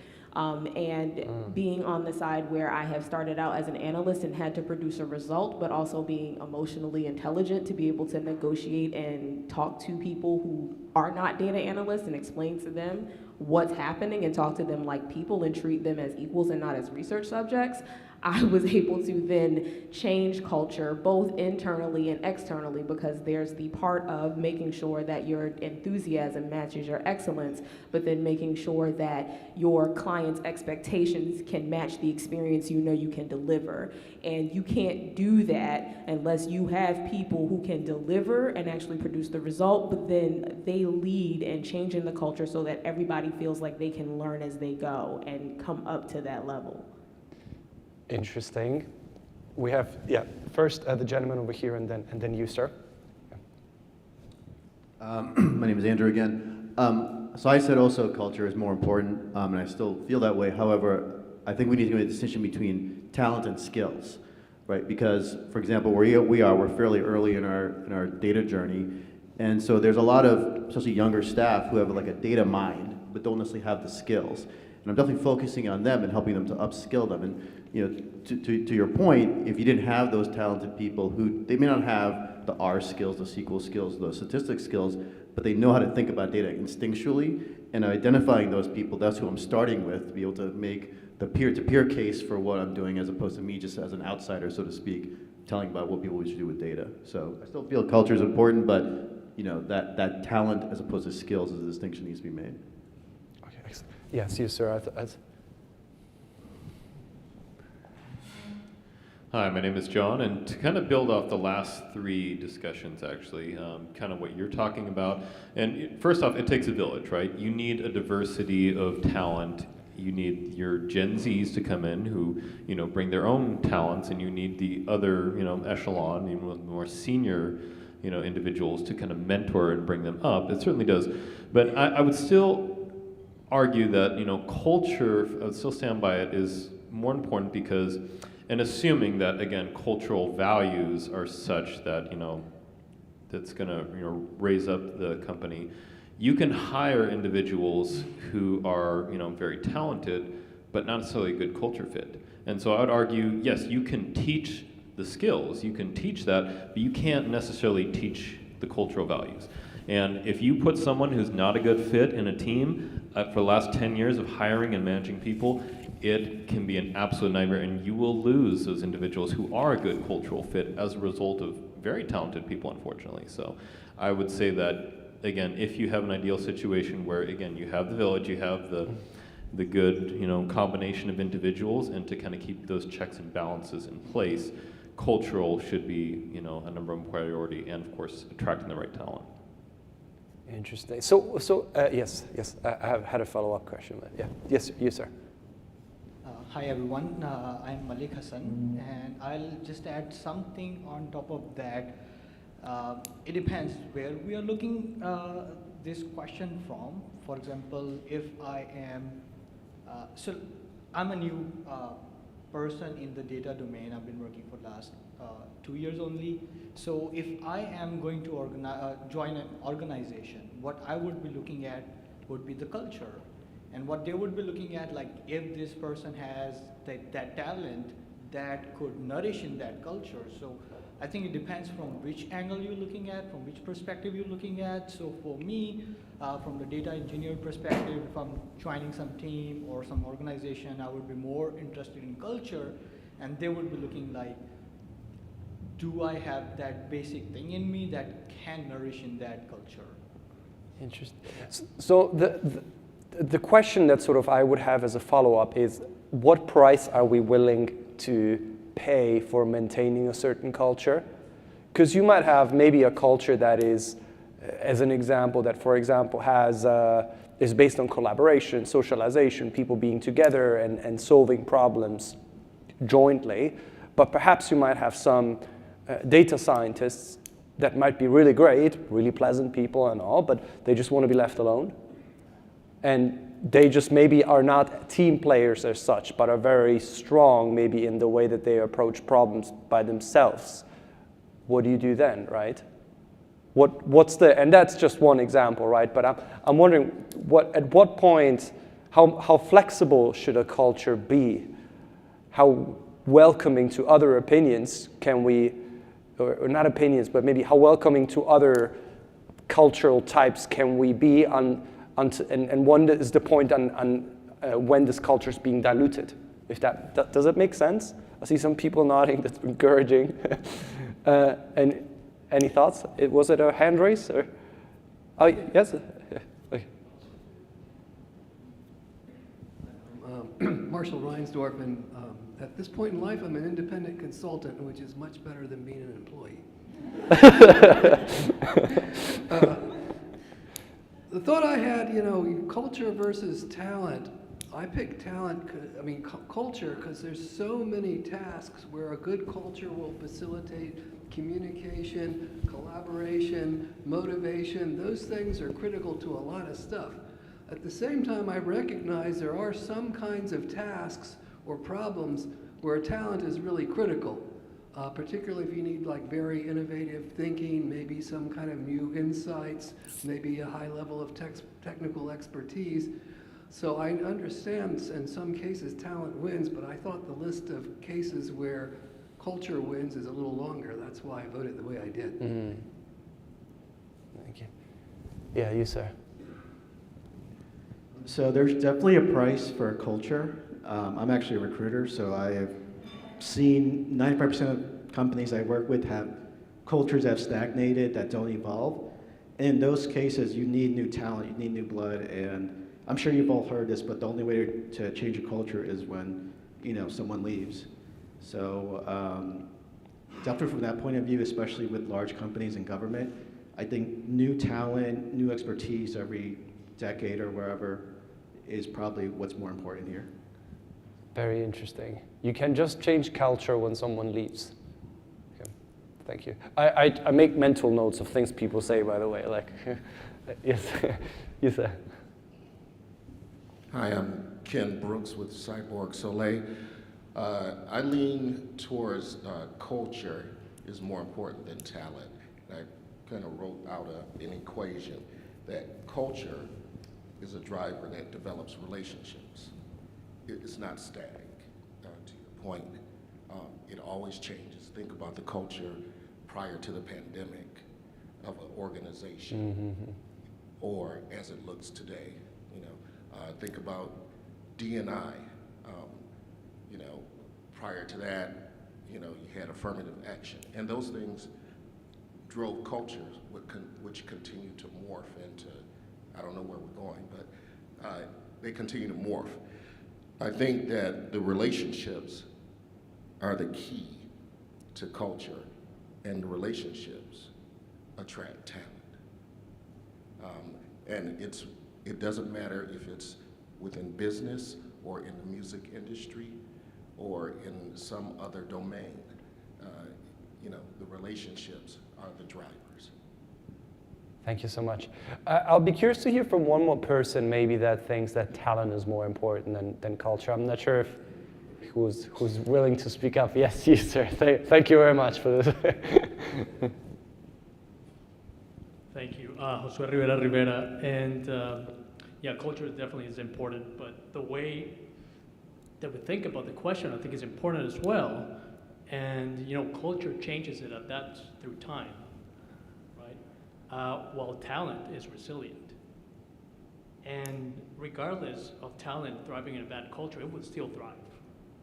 And I believe that a diamond, if you want to put it in other words, a diamond is still a diamond. In most cases, it was forged under pressure. Very interesting. Any responses to that? Talent is resilient, culture is less resilient, I guess. Anyone wants to respond to that? Yeah, Zach, just in the back. Agree, but I also think that talent has options.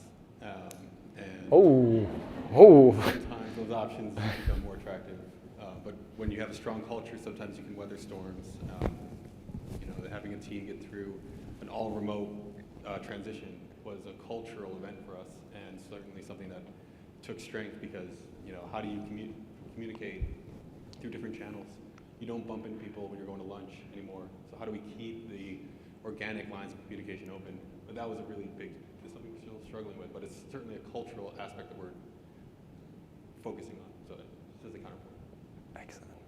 We have time for one more point. Yeah, you're raising a hand, and then we're going to the break.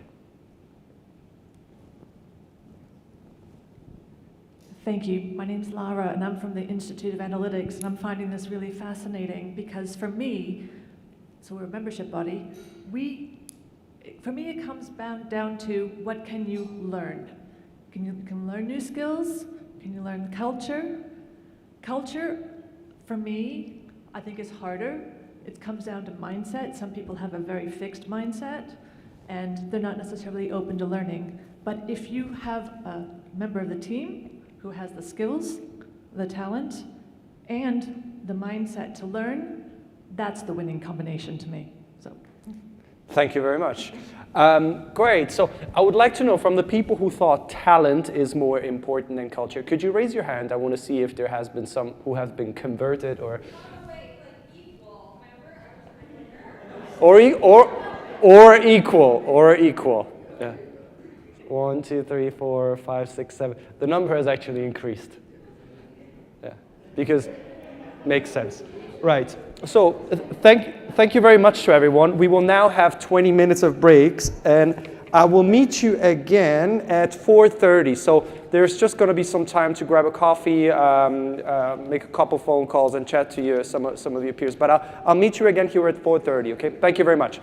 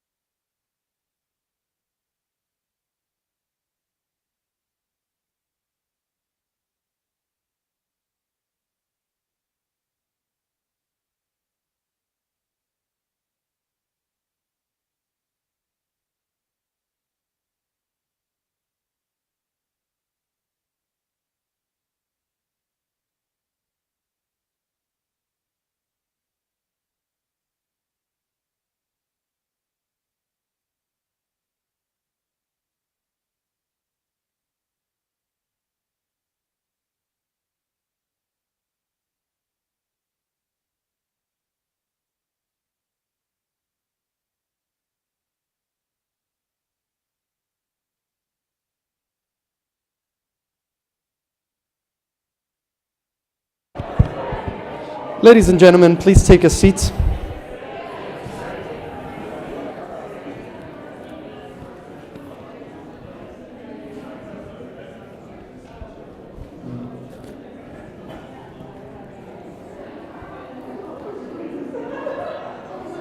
Excellent. So we're just about to get started again.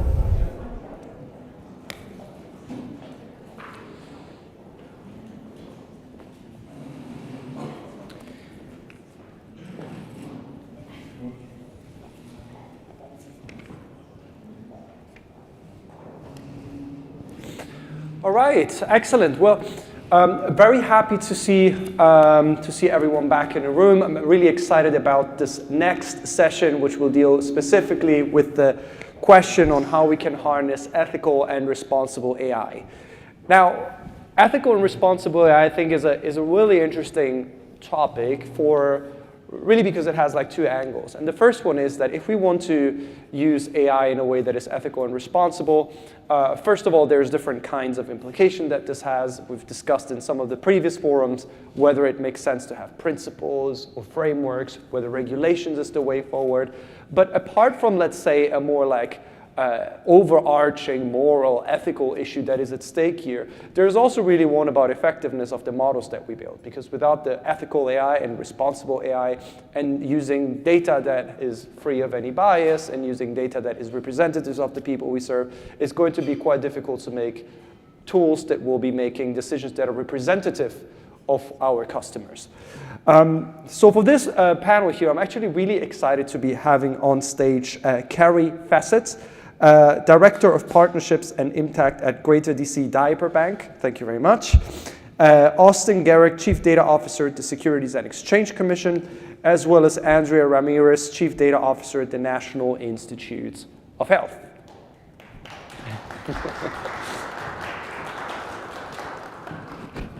Great. So, here's some numbers again that I would like to share with everyone.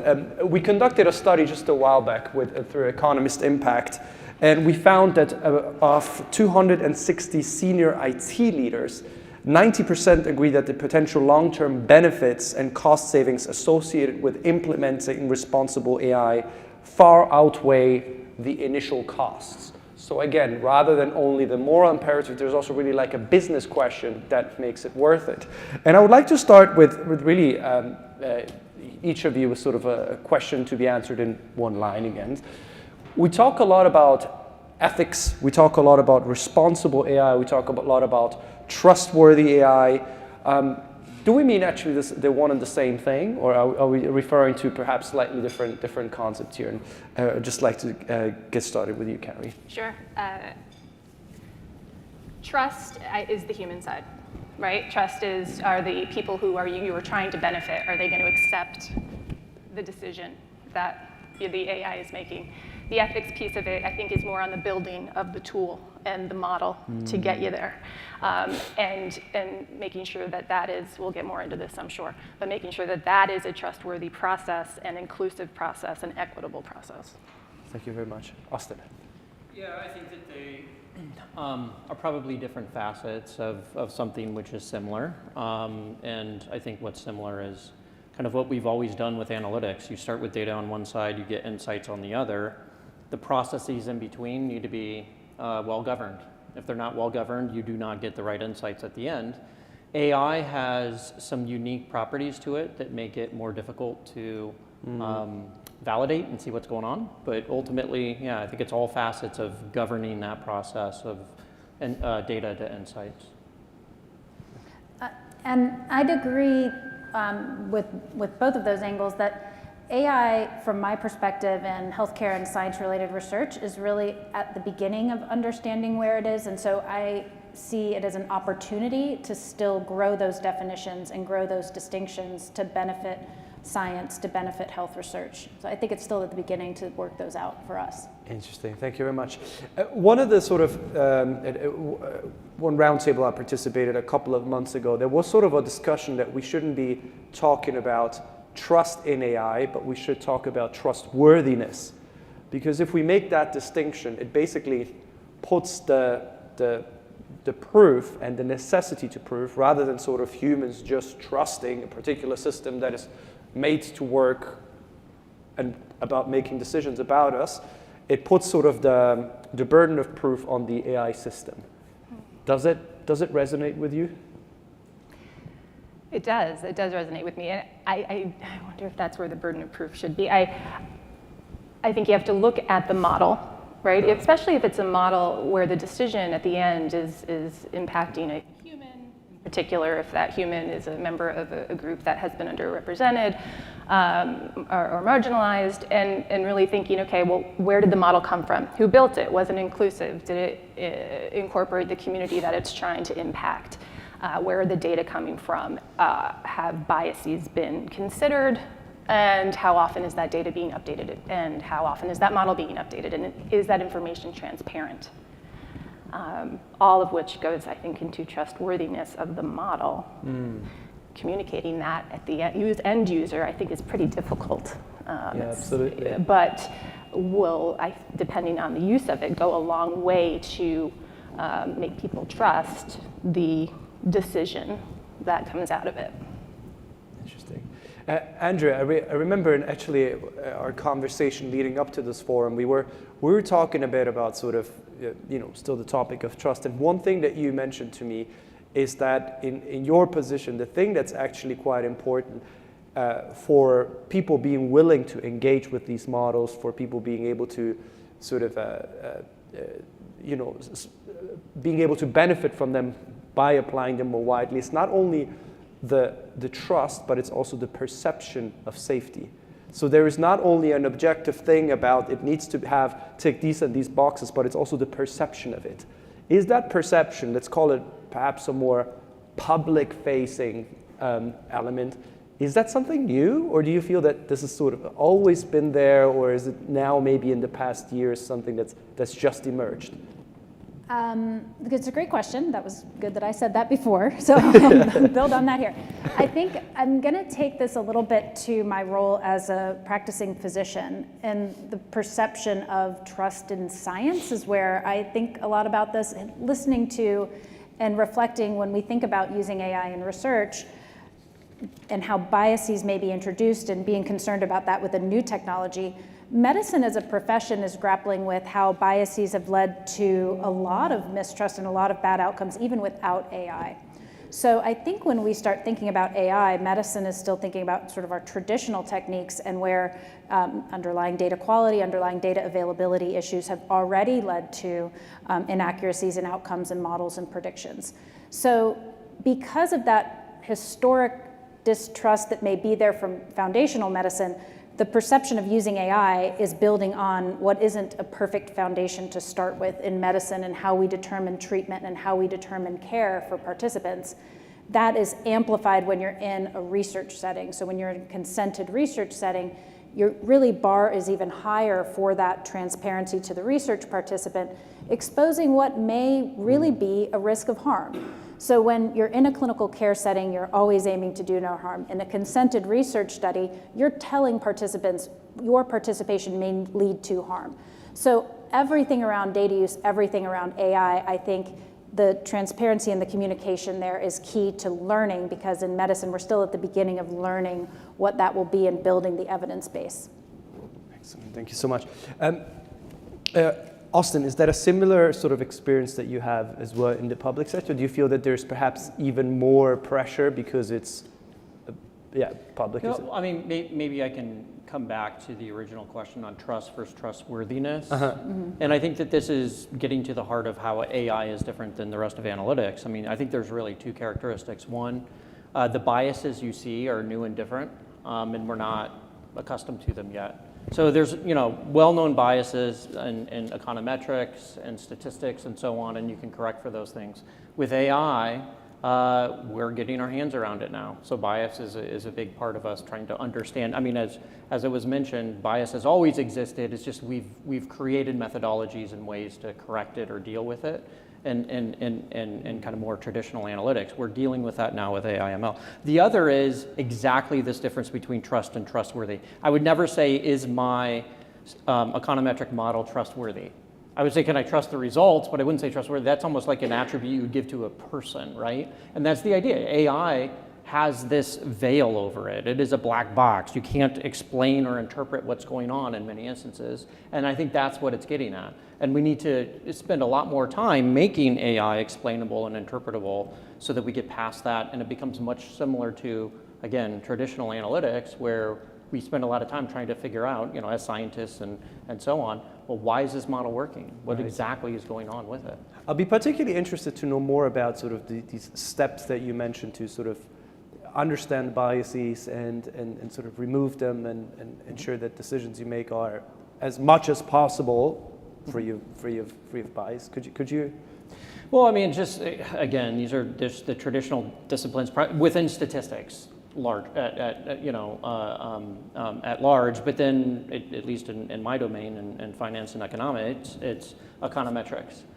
There's well-known ways that you collect data in order to try and reduce bias when you want it in an econometric model. There's well-known methodologies you can use when you set up your econometric model in order to reduce biases, so on and so forth. So these are just kind of well-known ways in which you deal with these in more traditional analysis. Interesting. I'll be interested, Carrie, one of the things that I'm particularly keen to hear about, and I think our audience will have read about it extensively as well online, is about the topic of generative AI. And generative AI, and I promised myself to refrain from saying the term, but ChatGPT, for example, out of many models that now have been sort of like really in the public eye, we could argue that if they become more accurate and they become perhaps less high level, there is sort of like an argument that can be made that they will help us maximize efficiency, especially in small teams, that it sort of helps us, okay, this is my new intern, basically, that this is terrible, I didn't say that, but this is sort of a tool that really helps us be more effective and get information very quickly. And but there is a question, of course, because we don't necessarily know how it has been trained, the outputs it produced, why it produced a particular kind of result. Do you see a tension there? Absolutely, and I'm coming from a very small organization. We're a team of 8, and so we are looking for all the efficiencies, and we are looking to AI to not only help us do our job better and smarter and faster, but help us solve like a really big problem. We're an anti-poverty organization. We're trying to end diaper need. We want to use these tools to help us do our job better.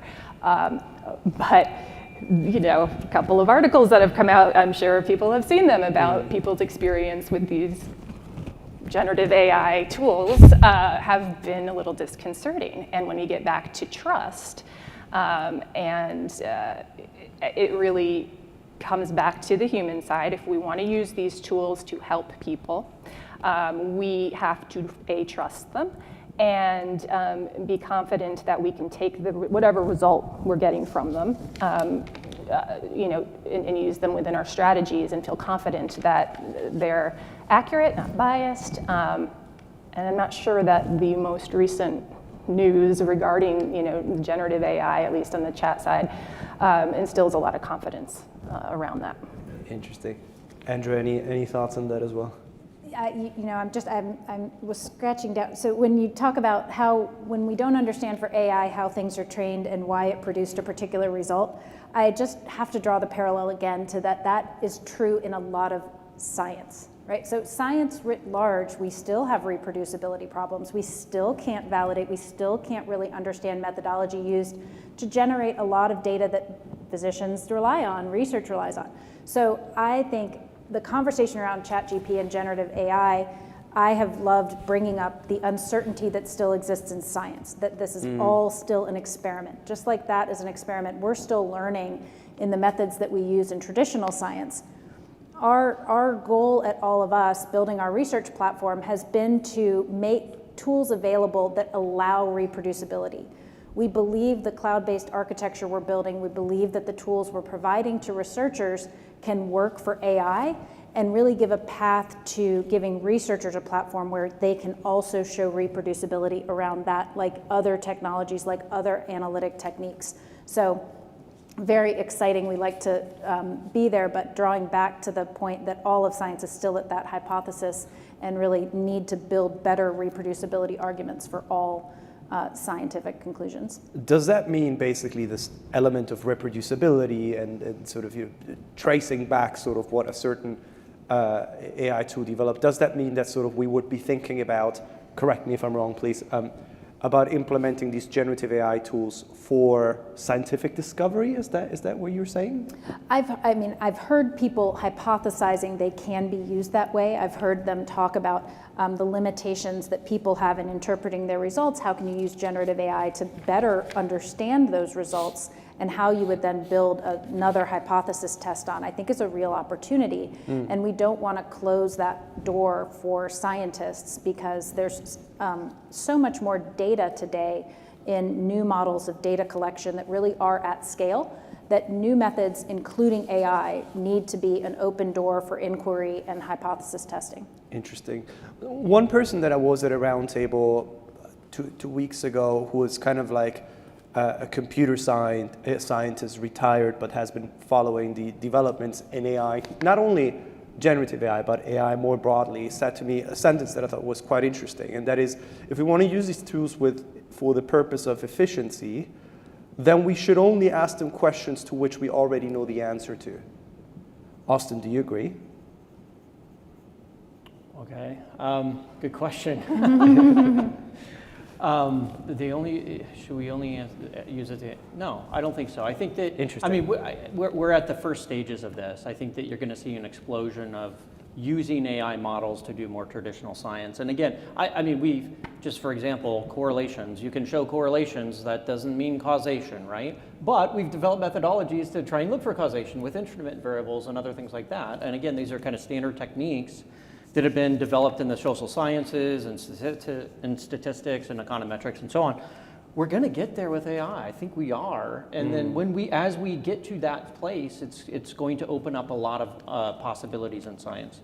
And like for me, I mean, one of the things about generative AI, and especially with the chat AI, it's really interesting. Like, to me, what I find really interesting about it is that we're able to reproduce conversation and a lot of the characteristics of conversation, as well as the factoids within it, with a relatively small model. And it has 170 billion parameters. That seems like a lot, but I, on the outset, would have thought it's more. Furthermore, 170 billion, when they first did it, gets you that. We're gonna be able to condense that. And I think Meta already has another model out there where they've condensed the number of parameters. So we're getting to this point of understanding what it means for humans to communicate with each other, and there's underlying structure in that. There's a lot of underlying structure in that we haven't fully seen yet, but the models are starting to uncover for us, and it's going to, like I said, it will be a wave of scientific exploration around that and really finding out the causal type relationships in there and what the real models are conceptually, to the extent that we can.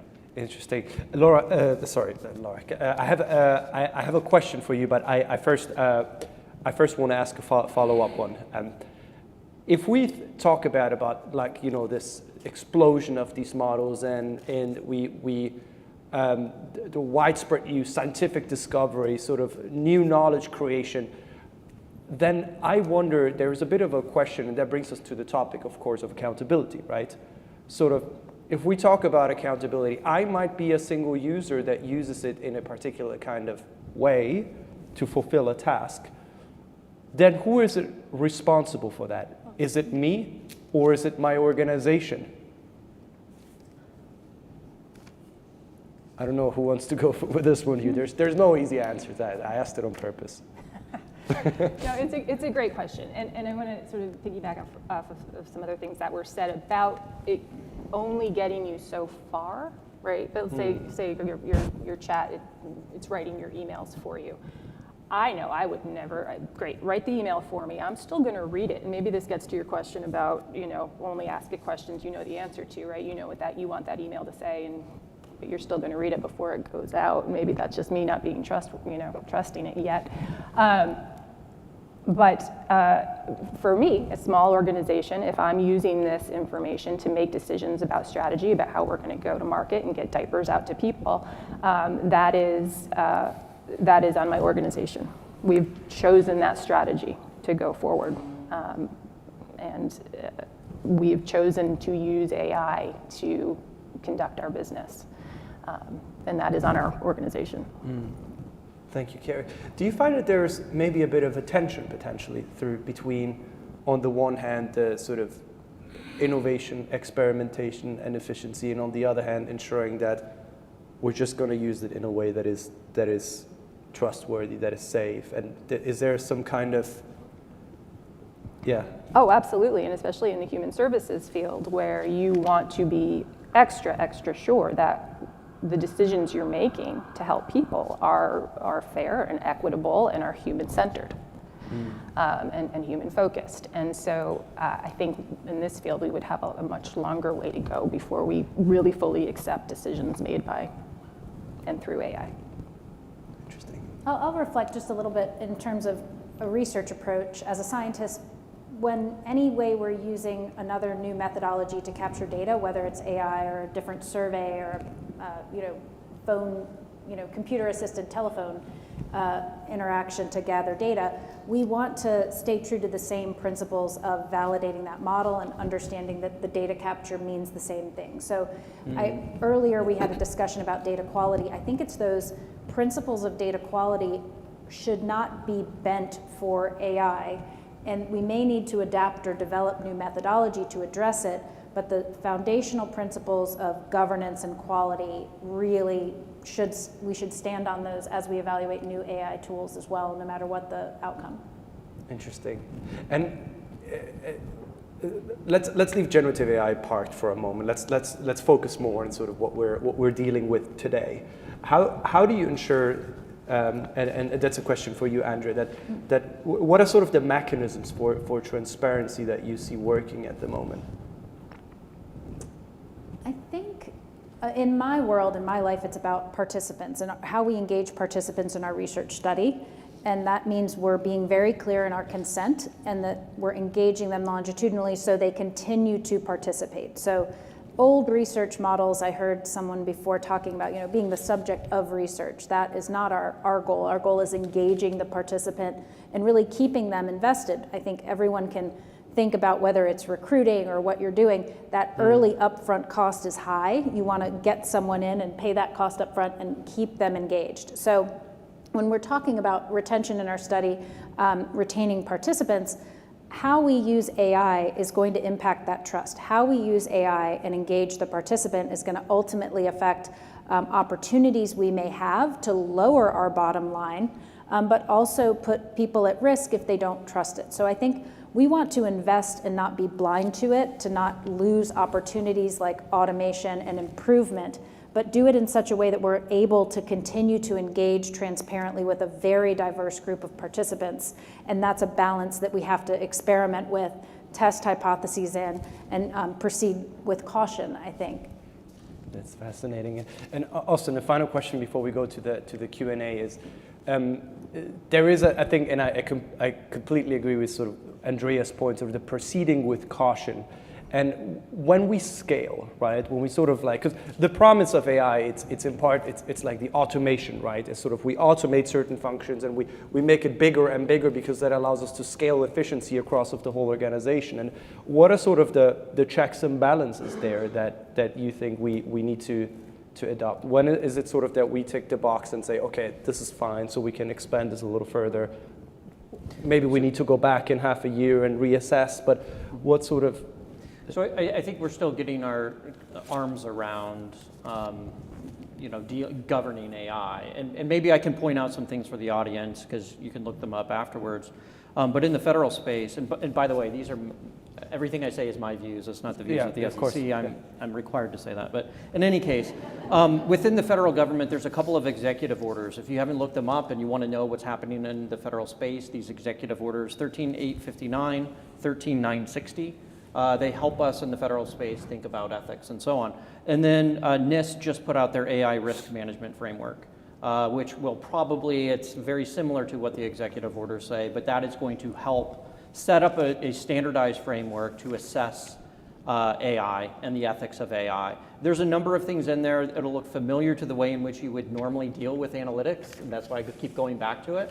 But they add some extra things in there, which again are really pertinent for AI and difficult: explainability, interpretability, and then and fair, so that harmful bias is removed. But the other things in there: secure and resilient, safe, valid, reliable. Those are things we'd always want within analytics.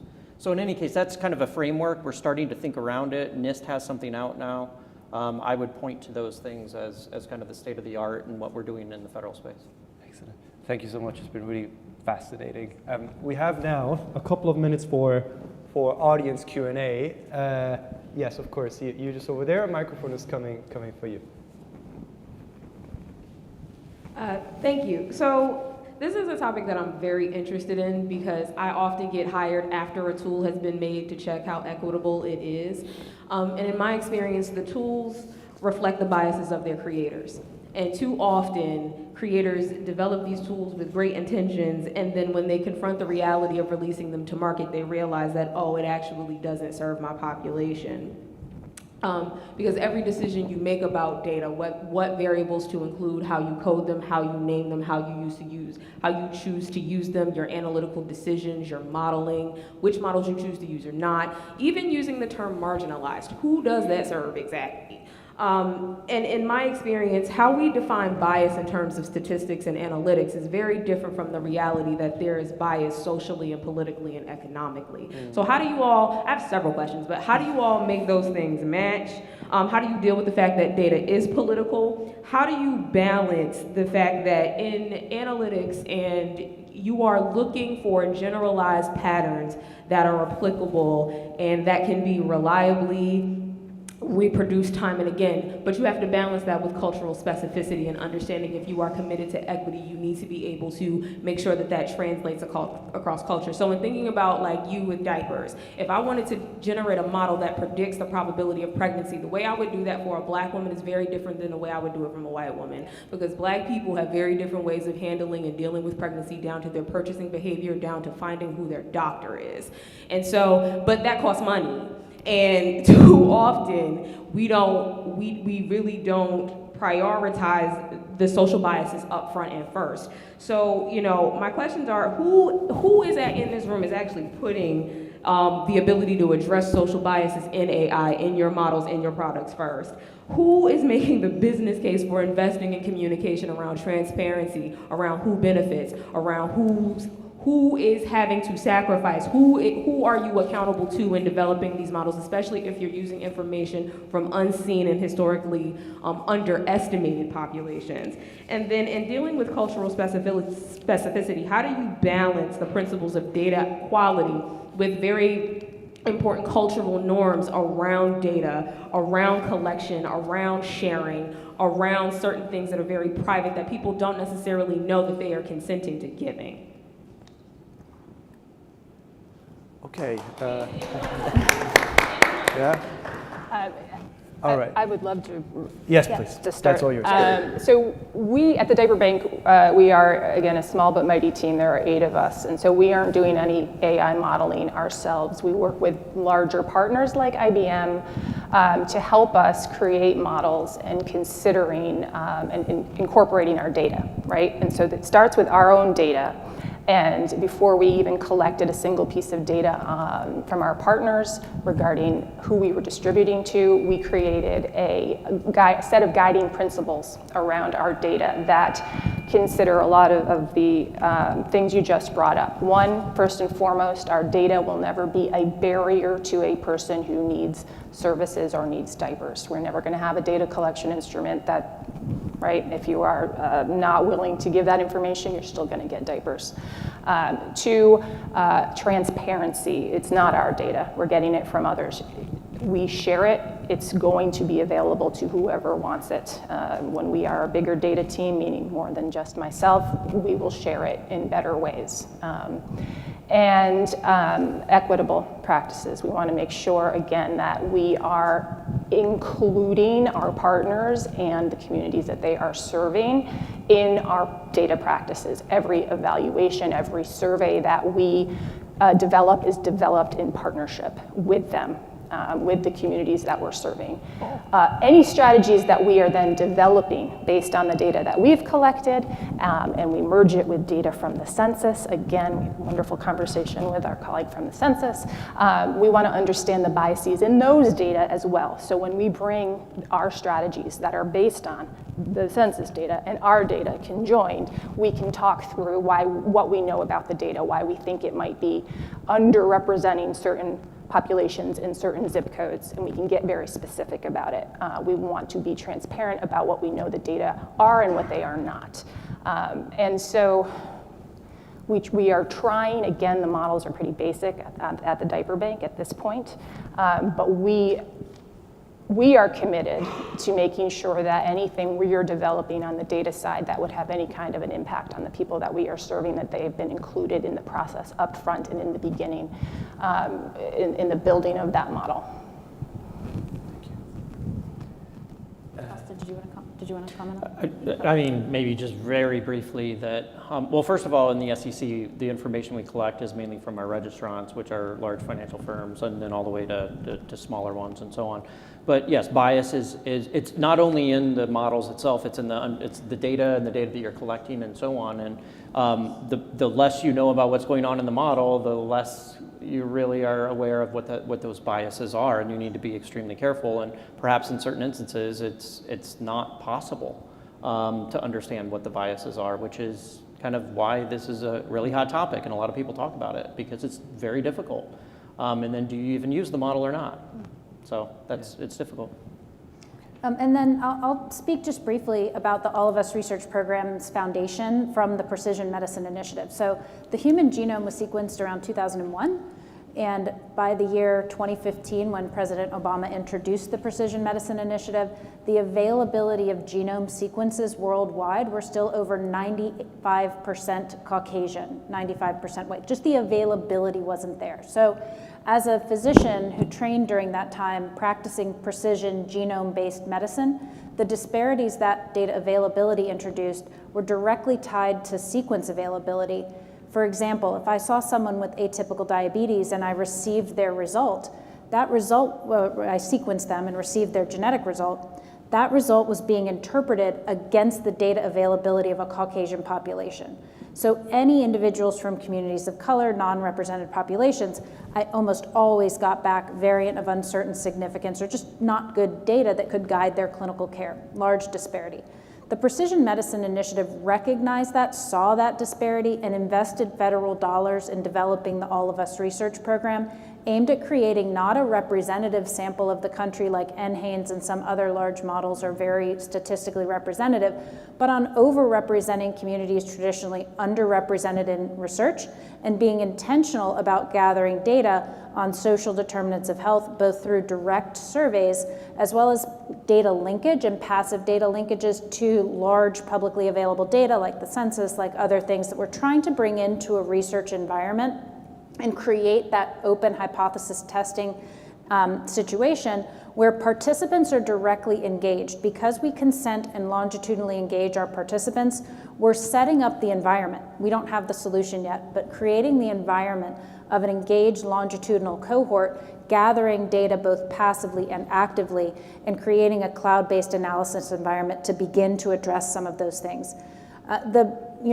Data availability, where have we gotten so far? Next month, we're releasing 250,000 whole genome sequences, over 50% of which come from communities of color, non-white communities. That has changed the global availability of genome data, made a dent in over 50% of the disparity of data availability. So that scale, tax dollar investment at scale, creating an engaged community of participants, we see as not the solution, but creating the environment where scientists can come in, discovery can happen that begins to address the health disparities that just one sequence or sequences not in diverse communities really couldn't get at. So a larger conversation about medicine, but it's a great question and something that we think about a lot. Excellent. Thank you so much, everyone. We're out of time, but please, everyone, thank our speakers for this fantastic discussion. Thank you so much.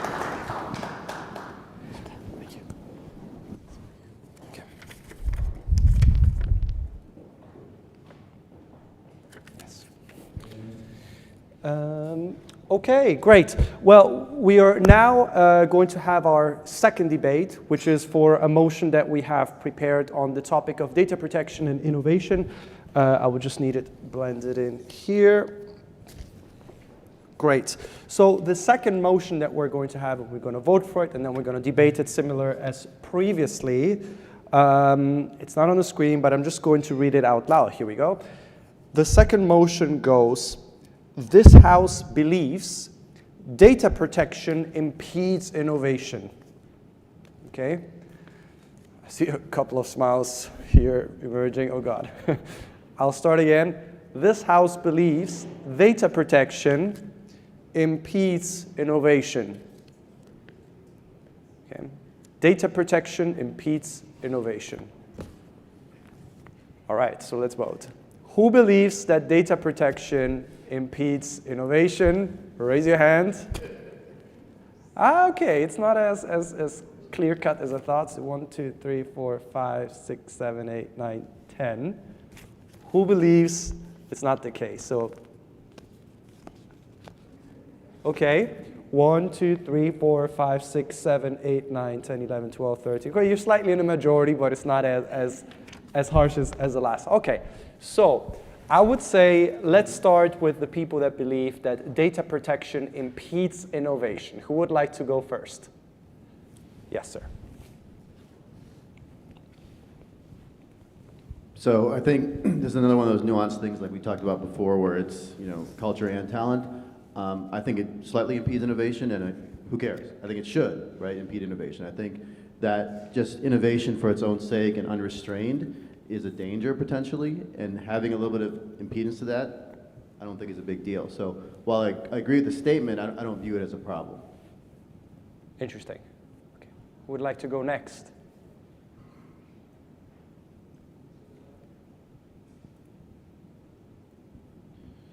My name is Kwabna. So a lot of data on us is publicly available already. And, some of us might post on LinkedIn that we're here today. We're voluntarily sharing information. So I think that just the politics and the conversations around data protection create a cloud of delays that is really not true, right? So I think the innovation is happening already, but just discussing it creates anxiety about it, but the data is already publicly available. So I think the discussion actually impedes innovation. Interesting. Someone else? Yeah. Yeah, hey, good afternoon. Just a couple, really a thought on this is that you can always innovate, and data protection is not going to prevent innovation. Data protection is going to prevent implementation and adaptability. So we can come up with really cool things, but frameworks and executive orders and laws will prevent us from actually doing that. So that's my response. Thank you. Yes.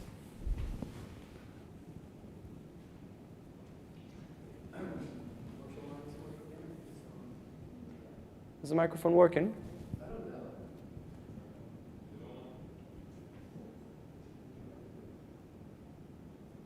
Okay, thank you. I guess my perspective, I'm going to sort of reinterpret the question just a little bit because of my maybe perspective from my career in federal statistics in the US, where the system is extremely fragmented and agencies can't share data with each other for data protection reasons. And it adds about a year to cycles that could be done a lot quicker and are done a lot quicker in other countries. So having sort of seen the damage, kind of biases me a bit. At the same time, I do recognize if you don't have data protection, you expose yourself to risks, and if something really bad happens, that could be devastating. So I recognize the need for it, but at the same time, I also recognize the cost. Anyone else? I see someone nodding over there. Yeah. I'd be curious to hear from people who thought that innovation is not necessarily impeded by data protection. Yeah, Emily, yeah. And then the gentleman. Thank you. And I should have introduced myself earlier. My name is Emily. I'm a tech and data protection lawyer. And in particular, I'm an international tech and data protection lawyer, so I practice the GDPR. So I'm coming from this from kind of the most strict angle as possible. And I want to say that data protection does not impede innovation. Whilst I recognise there are some restrictions in what people do, I would like to argue this by saying data protection actually creates a lot of innovation. There are so many products around the protection of people's data that would have never existed without that kind of regulatory framework, and people would have never thought of. And I think the idea of having some kind of restriction of what people do actually fuels creativity in many, many ways. So if someone said to you, for example, hey, tell me a story about anything, your mind would go blank. But if someone said to you, hey, tell me a story about the time you were driving, you think, oh, well, there was this time that this happened, or I unfortunately saw this while I was driving. It gives you some kind of space, a box to think in.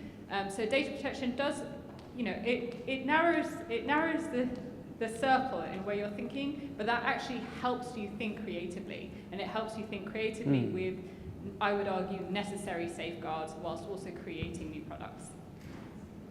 Interesting. Is it fair to say data protection helps us focus potentially? Is that what you're saying, Em?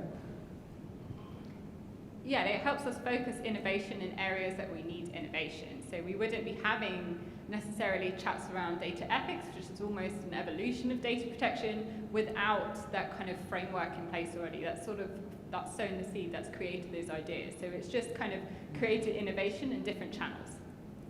Excellent. Yeah, I saw Austin, and then apologies. Yeah, so I would argue that the things you do to protect data are just good hygiene with data, and it's good management of data, and there's a number of knock-on effects that happen when you protect your data well. So just knowing what data you have, where it's located, who has access to it, and what it's being used for, you need to know that to do data protection, and oftentimes it's data protection that forces you to do that. Once you have that information, you can leverage it in so many more ways than what you could have before. So to me, I don't see it necessarily impeding. I actually see it as driving innovation in that sense, because it's just good hygiene. Interesting. So that's a very similar point aligned with sort of Emily's comment as well, that it creates innovation more than it impedes it. Yes, user had raised your hand previously.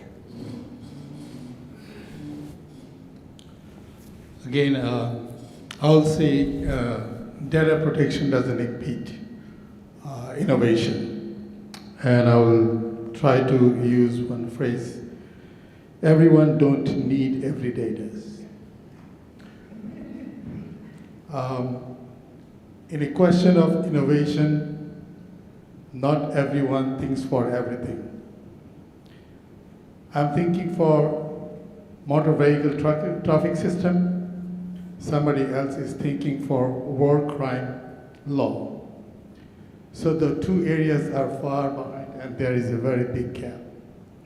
So to access the data, everybody should have an equal right to access their own interested data in a content area. To do that, must have a very strong framework so that getting the identification for access and letting them in to the data. That's all. Thank you. Brenda, yes. I think I'll just add to that, to the point that you made. The data silos are from a culture perspective that is my data, it's in an industry, it's in an agency, it's in a line of business. But to your point, the data is the corporate data, it's the government data. No one actually owns that data, but they have a responsibility to allow the use of that data, but tools for redaction and the use and all of that is all available. So actually, the innovation has accelerated the use of data because of protection, and innovation must always be underpinned with data security and data protection.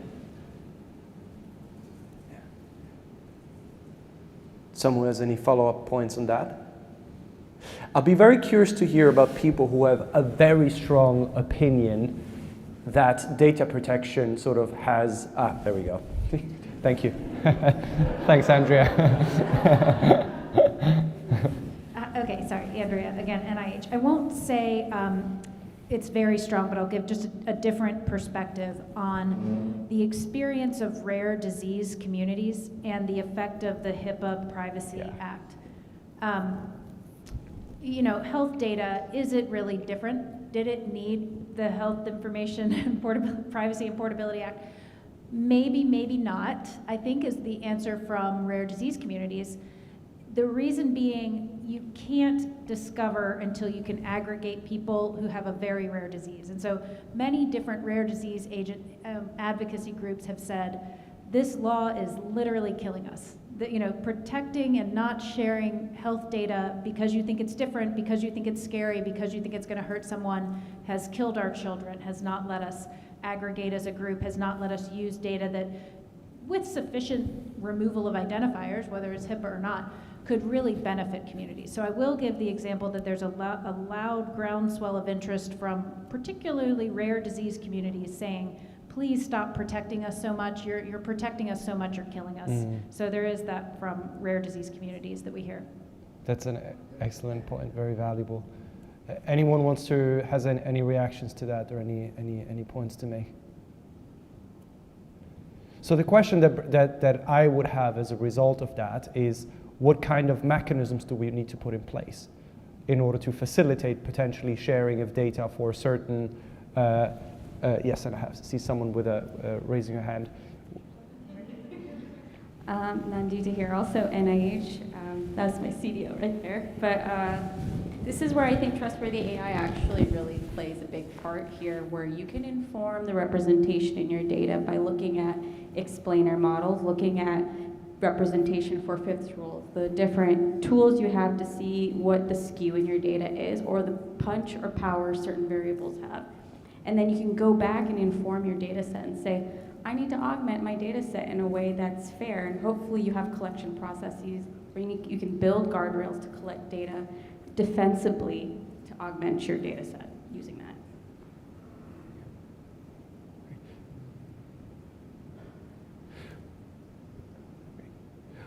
What's the approach if we want, because one of the points that Andrea just made, and I thought it was quite interesting, is that sure, you can have obviously data protection, and when it comes to health data, yes, it might look scary, but anyone has any thoughts on potentially ways of identifying, is outlier cases a right way of putting it? I'm not sure if it's right. Yes, you sir. Rare events. Yeah, perhaps events that are a tad rarer. I'm not sure what the right way of calling it is, so I'm very careful here because I don't want to say anything. Sure, I'll just comment. Another avenue often explored in health is this idea of the blue button, that anybody who has their data now has the ability to share their data.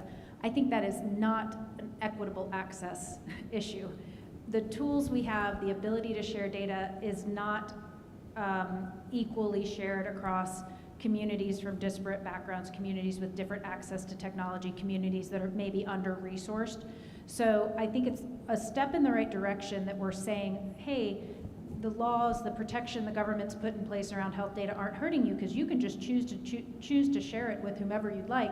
Not true across the population, and we should look really carefully at if that's propagating health disparities and propagating lower availability of data in communities that don't have access to some technology that may enable sharing more than others.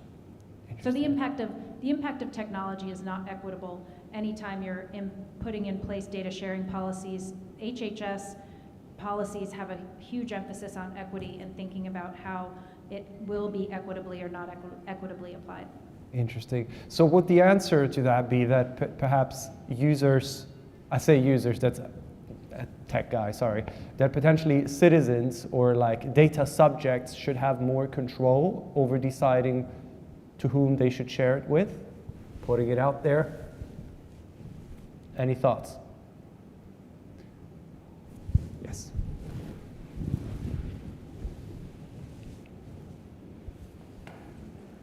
So kind of starting from your point, and it's kind of reacting to the earlier point there as well at the same time. So I think the three questions that pertain to kind of this question are: who has the access to that data? How long do they have access to that data? And third is, what is the purpose that they have access to that data? I think that those three questions are highly relevant in terms of kind of really trying to do what is the right thing for everybody involved. And if we can figure out, now naturally this is costly because somebody is assessing answer to those three questions.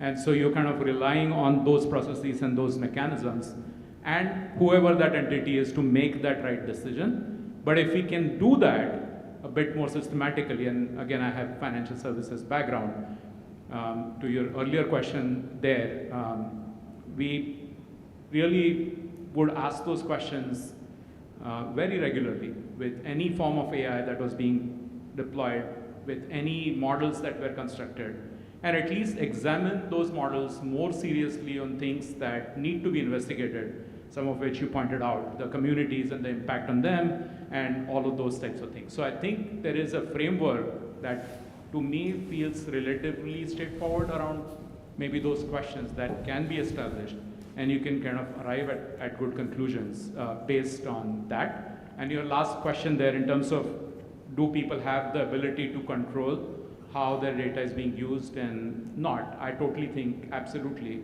And some of the new laws, whether it's CCPA type of regulations, are trying to do that, is to give people that ability to kind of control how their data is being used and in what ways. Interesting.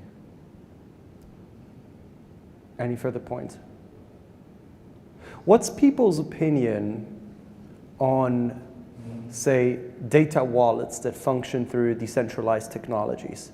I've had someone from a financial services industry who was dealing with vast amounts of user data, speaking specifically about sort of that this could be a way of basically going around the problem of like data protection by having people controlling some of their data, not all of it, because it's impossible to control all of our data. But by having it centered within some of data wallets, and we basically manually would provide controls. Yeah, Emily. I think the idea is, sorry, I think the idea is challenging, and I wanted to kind of start with the broader point that I think what we're talking about here, when we say Data Protection Act, that it sounds like there are some issues around, in particular the example around HIPAA, yeah. But what we're not saying is that our current data protection law is perfect. We're saying, is the idea of kind of data protection impeding innovation? And one of the things I would say to your comment around decentralizing and put it in the user's hands is, I think the way things currently are, that would be challenging. So a lot of issues I see around data law is what's called consent fatigue. So the idea, for example, when you're going on a website and it's like, hey, do you consent to all these millions of cookies from all these loads of organizations that you've never heard of, and you have to say yes, no, yes, no, yes, no to everything, and that's not really consent. So I guess the biggest challenge I would have for the kind of a decentralized idea where it's putting the power in the user's hands to the extent that they could do everything is how could the issue of consent fatigue be managed? I think there needs to be some kind of overarching process to kind of take that out of the user's hands and not burden every user or every individual with that decision-making process all the time in their life. I mean, that is a fascinating point. Most people, when they go on websites and they're asked about cookies, they just click on reject all because it's the easier option, kind of, or they click on accept all, but the real sort of informing ourselves on that is quite difficult when you navigate 30 websites every day, right? It's quite challenging. Anyway, thank you very much. Any final points before we wrap up, by the way? It's just one more opportunity. Yes, please, just over there.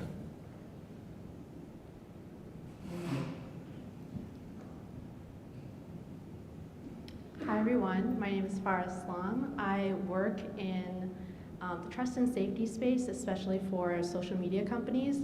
And so Facebook's motto is move fast and break things, right? Because you can move fast, you can be out of the game, and then you can fix it later.